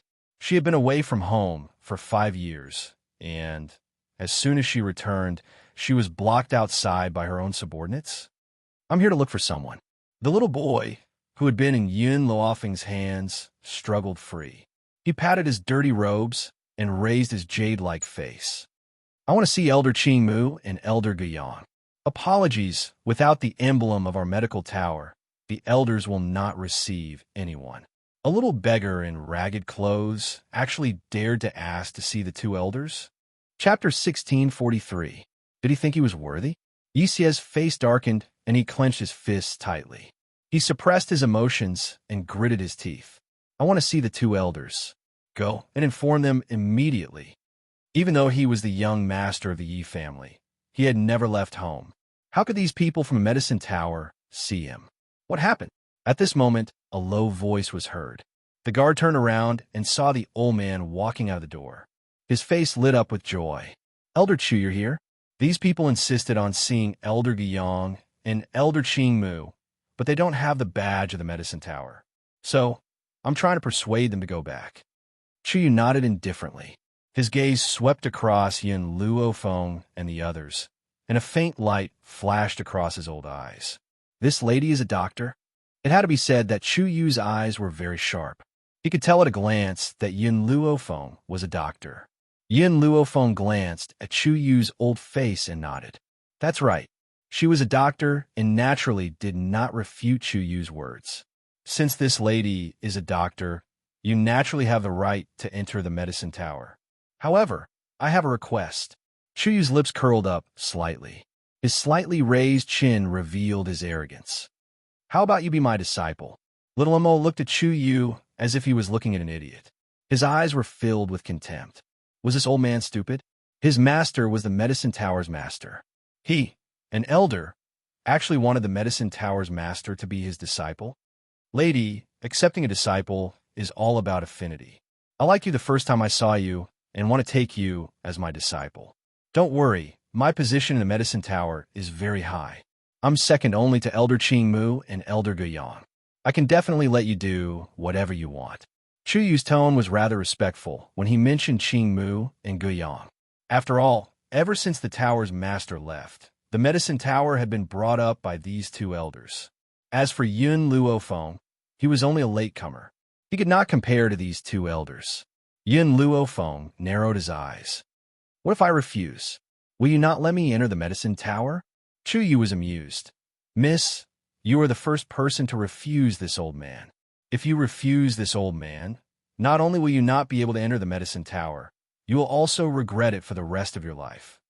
Yi Xie, who had been silent all this while, couldn't help but snort when he heard Chu Yu's words. If she needs it, I can get Qing Mu and Gu Yang to accept her as their disciple. Who do you think you are? How dare you use such an arrogant tone to speak to my savior? To be honest, although Yun Luofeng had saved Yi Xie in the beginning, Yi Xie was still wary of her. Only later, because he couldn't get used to flying, Yun Luofeng was willing to stop and slow down. His heart was filled with gratitude. However, because there were too many traps at the end of the mountain range, in order to avoid wasting too much time, she took him flying in the air. Haha, Chuyu laughed coldly. Brat, don't be too arrogant. Elder Qing Mu and Elder Guiyang don't have any grandchildren. You think I'll believe you just because you say you know them? If she doesn't agree to become my disciple, that's fine too. I'll make you scram right now. If Yin Luofeng was willing to become his disciple, then he would definitely protect him. If she wasn't willing, then why would he waste his precious time on these people? Miss, why are you here? So you want to come to our medicine tower? Chapter 1644. Suddenly, a pleasantly surprised voice was heard. A moment later, the group of young men and women who had just been saved by Yin Luofeng from the group of spirit snakes walked over quickly. However, when they saw the livid Chuyu, they broke out in a cold sweat. Elder Chuyu, you're from Medicine Tower? Chuyu raised his chin slightly. How dare the people of the Medicine Tower work together with a spy? Spy? Senior brother Yu was stunned and looked at the demonic and awe-inspiring woman next to him. Elder Chuyu, are you mistaken? This lady saved our lives before. She can't be a spy. Chuyu laughed coldly. If I say she's a spy, then she must be a spy. This lady's medical skills were not simple. Otherwise, her mental strength would not be so strong. That's right. The reason why Chuyu wanted to take Yin Luofeng as a disciple was not just because of fate, but because he had an ability to detect the strength of a person's mental strength. He had never seen or heard of such a strong mental strength. If she was not willing to become his disciple, then he would use everything he had to discredit her. Yin Luofeng crossed his arms in front of his chest and leaned lazily against a tree.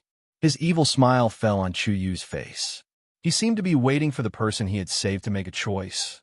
Elder Chu, if you say that this lady is a spy, then do you have any evidence? Senior brother Yu bit his lip. If you don't have any evidence, then aren't you framing us? He did not know what had happened, but he knew that if it were not for Yun Luofeng, they would have lost their lives under the attack of the spirit beasts. So, even if they were expelled from the medicine tower, they could not be ungrateful. Chuyu pointed angrily at senior brother Yu. A group of people who have just entered the medicine tower dare to question my decision. Men, take these people down. In an instant, several people rushed out of the medicine tower and surrounded Yin Luofeng and the others. Over the past 5 years, there had been more and more people in the medicine tower. Naturally, not everyone knew Yin Luofeng. Just like Chuyu, why is it so noisy outside? What happened? Suddenly, a dissatisfied voice rang out from within the medicine tower. Then, 2 old figures stepped out from the doorway and entered everyone's sight. Yi Xie immediately saw Gu Yang and Qing Mu. While no one was paying attention, he charged towards the 2 old men. Greenwood was startled, and when he saw Yi Xie charging towards him, his expression changed. Io, my little ancestor, why have you come to this place? The people of the Yi clan are looking for you outside, but you actually came to this endless city without saying a word. Yi family? Suspicion flashed across Yin Luofeng's eyes as he stared blankly at Yi Xie's back. Grandpa, Aoki, these bad guys are bullying me. Along the way, Yi Xie was very strong. Even when he was heavily injured, he did not shed a single tear. Now, a layer of mist appeared in his eyes as he spoke pitifully. Chuyu's face turned pale and his body trembled. This child really knew Elder Qing Mu? Furthermore, did Elder Qing Mu just mention the Yi family? No, impossible. Could this kid be the little prodigy of the Yi clan? The more Chuyu thought about it, the more terrified he became. He was so scared that he almost peed his pants. Chapter 1645. But even though the Yi family was powerful and had an inseparable relationship with the Tower Master, he was still innocent. wasn't he? Moreover, he had only been against this girl from the beginning. The Yi family's little genius had only been dragged into this mess. Therefore, his crime shouldn't be too serious. Thinking of this, Chuyu subconsciously wiped the cold sweat off his forehead and carefully glanced at Elder Qingmu and Elder Guiyang, who knew that at this moment, the eyes of the two elders were fixed on Yun Luofeng, unable to move away from him. Qingmu's eyes were filled with disbelief. He fiercely rubbed his eyes, and when he opened them again, he saw the woman in white smiling at him. "Tower Master, you're back? I'm not dreaming, right?" Tower Master. Thump.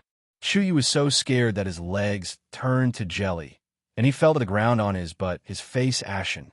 The hope he had originally felt disappeared in an instant, and his eyes were filled with despair. Senior Brother Yu and the others were also dumbfounded, as if they had never thought that the woman who had saved their lives was the legendary Tower Master. "What's going on?"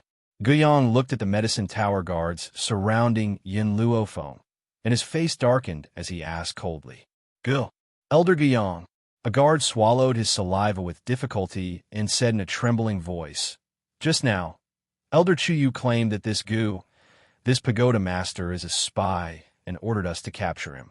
Every word that the guard said caused Chuyu's heart to tremble. No matter how much he thought about it, he never would have thought that this woman was the Tower Master. Wasn't it rumored that the Tower Master had gone to the 7 continents and wouldn't return for decades? Only 5 years had passed, and she had already returned? Yixia stared blankly at the woman in white standing under the sunlight. His bright and innocent eyes were filled with astonishment, but he couldn't bear to look away from her. Grandpa Qingmu said that she was the Medicine Tower's Tower Master. That meant this woman was his second sister-in-law. Yun Luofeng's gaze also fell on Yixia, and he slightly narrowed his eyes. This little fellow actually lied to him that his surname was Lin? Spy? Guiyang sneered and bent down to look at Yixia, who was still in a daze. A kind smile appeared on his old face as he said, "Little Xia, tell Grandpa Guiyang, why did these people frame the Tower Master as a spy?" Yixia came back to his senses and said honestly, this old man took a fancy to her talent and said he wanted to take her as his disciple. She didn't agree, so he framed her as a spy. Hearing this, Qingmu was infuriated. He quickly walked in front of Yun Luofeng and knelt down. "Tower Leader, I didn't know the right person, which is why this happened. However, please don't worry. I will punish you severely." Chuyu's body went limp. He understood that he would not be able to escape this time. "Stand up." Yun Luofeng raised his hand and helped Greenwood up. "I won't blame you for what happened today. Next time, when you promote someone, you need to keep your eyes open." After saying this, Yun Luofeng walked to Senior Brother Yu's side. "Your name?" Senior Brother Yu was stunned for a moment, then respectfully replied, "Reporting to the Tower Master, this subordinate's name is Yu Xiong. Your talent is not bad. I will ask Qingmu to take you as his disciple. I hope he can grasp this opportunity." The woman's demonic voice made Yu Xiong's heart jump with joy. He hurriedly knelt down on the ground. "Thank you, Tower Master, for your promotion. This subordinate will definitely not disappoint you." Chapter 1646. Until now, Yu Xiong still felt like he was in a fog. He did not expect the surprise to come so suddenly. Yun Luofeng looked away slowly and looked at Yixia. He smirked. "Did you say your name is Lin Xia?" Yixia chuckled and took 2 steps back. His forehead was covered in sweat. "Well, I was just..." Yun Luofeng approached Yixia slowly when he saw him take a step back.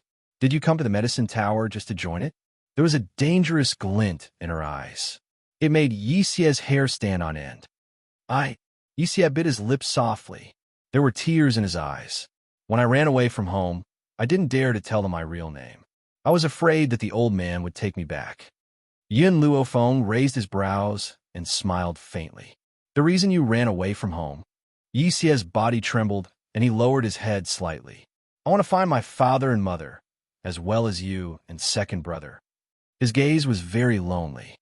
"The old man once told me that you and second brother went to the 7 continents. My father and mother, in order to find you, also left home to train.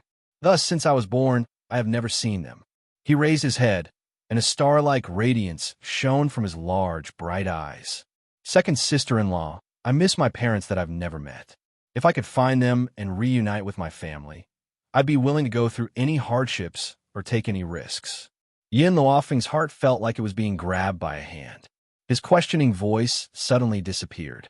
Ever since Yi Xie was born, Jun Fengling and Yi Jingchen left the Yi family for 5 years. In the past 5 years, he had not seen his biological parents, nor had he enjoyed the slightest bit of love. However, in the face of his irresponsible parents, he did not feel any resentment in his heart. It was only because he understood that his parents had left home for the sake of increasing their strength. Thus, he, who had never felt any resentment, had left the Yi clan just to search for his parents. It's been hard on you all these years. Yin Luofeng raised his hand and pulled Yi Xie into his chest. Yi Xie's body relaxed as he smelled the faint medicinal fragrance from the woman's body. He finally couldn't endure the grievances he had endured for so many years. He tightly hugged Yin Luofeng's waist with his arms and burst into tears. No matter how talented he was, no matter how great his reputation was, he was still just a child. At the age of 5, he should have been doted on, but at such a young age, he had to shoulder heavy responsibilities. Second sister-in-law, I really want our family to reunite. This had always been his dream. It was also because of this dream that he had worked so hard to cultivate and obtain his current achievements. Father and mother have their own difficulties. I hope you don't blame them. Yin Luofeng lowered her eyes. If it weren't for her and Yun Xiao, Jun Fengling wouldn't have abandoned the infant and gone out to gain experience. Yi Xie wiped the tears from the corners of her eyes and smiled. I know, I've never blamed them, Lord Chuyu. At this moment, a servant of the Chu family hurried over. He didn't know what had happened, but he quickly ran to Chu Yu's side. Good news. The master has found a girl to marry for young master. That girl is very talented, and young master is very satisfied. In a few years, our Chu family will have a descendant. Chapter 1647. Qing Mu frowned slightly. This young master of the Chu family was born with dementia. Ever since the head of the Chu family gave birth to this son, he had lost the means to carry on the family line, so he could only have one son. Therefore, in order to revitalize the Chu family, the head of the Chu family, Chu Lin, was in a hurry to find a talented and beautiful girl to nurture from a young age so that she could marry the young master of the Chu family. No one knew which girl was so unlucky to fall into the hands of the Chu family. When Chu Yu heard this, he felt relieved. It didn't matter if he died. As long as the Chu family could exist forever, he would have no regrets. Moreover, today's matter was caused by him, and it had nothing to do with the Chu family. The two elders were also sensible, and they would not implicate the Chu family for no reason. Chu Yu being able to find a girl who is willing to marry him is also the Chu family's fortune. But, Lord Chu Yu, that girl is still not willing to become the young master's wife. The head of the Chu family is training her, and I think that in a few days, the girl named Yi Jun will definitely become the young madam of the Chu family. Yi Jun? This name, like a heavy hammer, hit Yi Xie's heart hard. Chu Yu's body also trembled. She had just managed to stand firm, but she almost fell down again. His face was pale. What did you say the girl's name was? Coincidence. It must be a coincidence. The people of the Chu family did not know the name of the Yi family's young lady, but as an elder of the Medicine Tower, it was impossible for him not to know her name is Yi Jun. The girl is very cute, and her appearance. The guard suddenly glanced at Yi Xie and said with some surprise, she looks very similar to this young man. Boom! Like a bolt from the blue, Chu Yu finally sat on the ground again. His face was once again filled with despair, and his eyes were filled with pain. It's over. He originally thought that the Chu family could escape this disaster, but who would have thought that the people of the Chu family would be so bold as to kidnap the Yi family's young lady? This time, no one could save the Chu family. Yi Xie clenched his fists tightly, and his originally innocent eyes were filled with anger. Where's the girl who was kidnapped by you? He gritted his teeth, and the sound of his teeth grinding could be heard clearly. The guard was stunned for a moment, but before he could say anything, Yi Xie suddenly made a move and kicked the guard, sending him flying. It was hard to imagine that a 5-year-old child could actually possess such great strength. Grandpa Qingmu. Yixia turned around and looked at Qingmu. Take me to the Chu family. Anyone who dared to touch his sister would not be let off. Little Lamo curled his lips and looked at Chu Yu, who was paralyzed on the ground. The people of the Chu family are all audacious. First, they tried to slander my master as a spy. Then, the rest of the Chu family took away my master's sister-in-law. TSK. I think they are tired of living. Wasn't that right? Who in the Wuhui continent didn't know their master's temper? Capture Yi Jun? Wouldn't that be equivalent to sending the Chu clan to hell? Little Amo, let's go take a look as well. Yin Luofeng was silent for a moment before she raised her head slightly. A murderous intent gradually appeared on her beautiful face. Her father and mother had left the family clan for her and Yin Xiao, so she wouldn't allow her father and mother's children to suffer any harm. Chapter 1648. In the Chu family. In the hall, Chu Lin frowned and looked at the girl who was standing below him. His eyes were filled with a sharp light. I'll give you another choice. Are you willing to join my Chu family and become my son's fiancé? Yi Jun sneered. Her heroic eyes were filled with an unyielding look. Her young face had already revealed a maturity that did not match her age. How many times have you asked me? My answer is always the same. No. How dare you?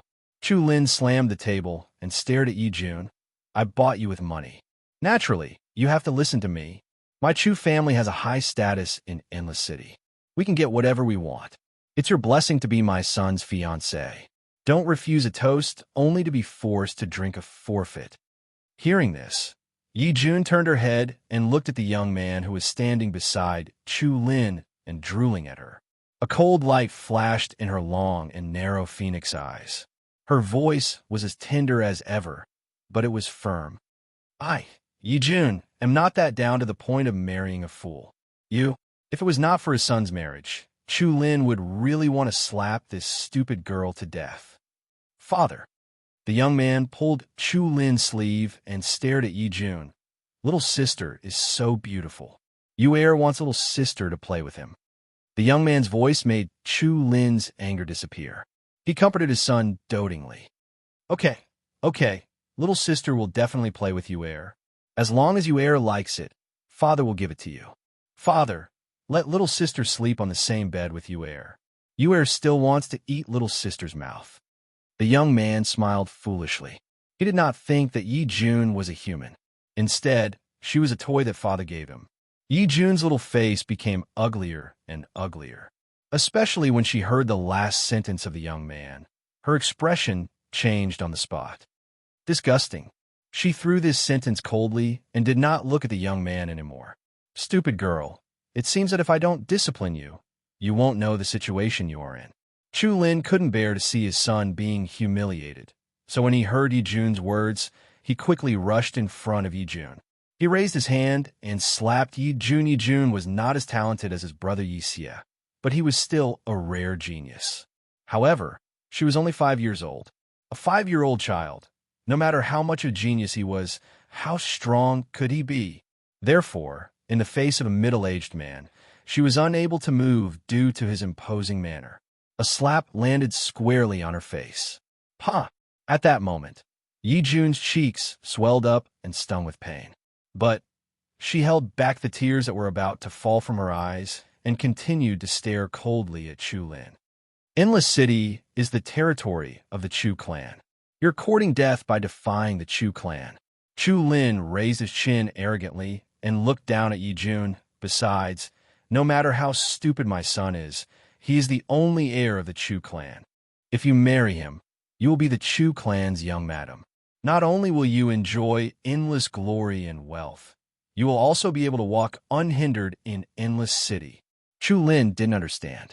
Why would someone stupidly reject such a path to instant success when it was right in front of her? Could it be that this little girl could resist such a great temptation? Yi Jun, Chu Lin softened his tone and continued to persuade. If you become the Chu clan's young madam, even if you want to enter the higher levels of the Medicine Tower, I can let the Chu clan arrange it for you. Chapter 1649. Yi Jun raised her heroic eyebrows, and her delicate, jade-like little face was filled with disdain. The Tower Lord of the Medicine Tower was her sister-in-law, and the Chu family was only her sister-in-law subordinates. Now, these people are using the Medicine Tower to threaten me? It seems that you really don't want to marry my son. Chu Lin's eyes darkened. If that's the case, don't blame me for being impolite. Guards, drag this little girl away and beat her until she agrees.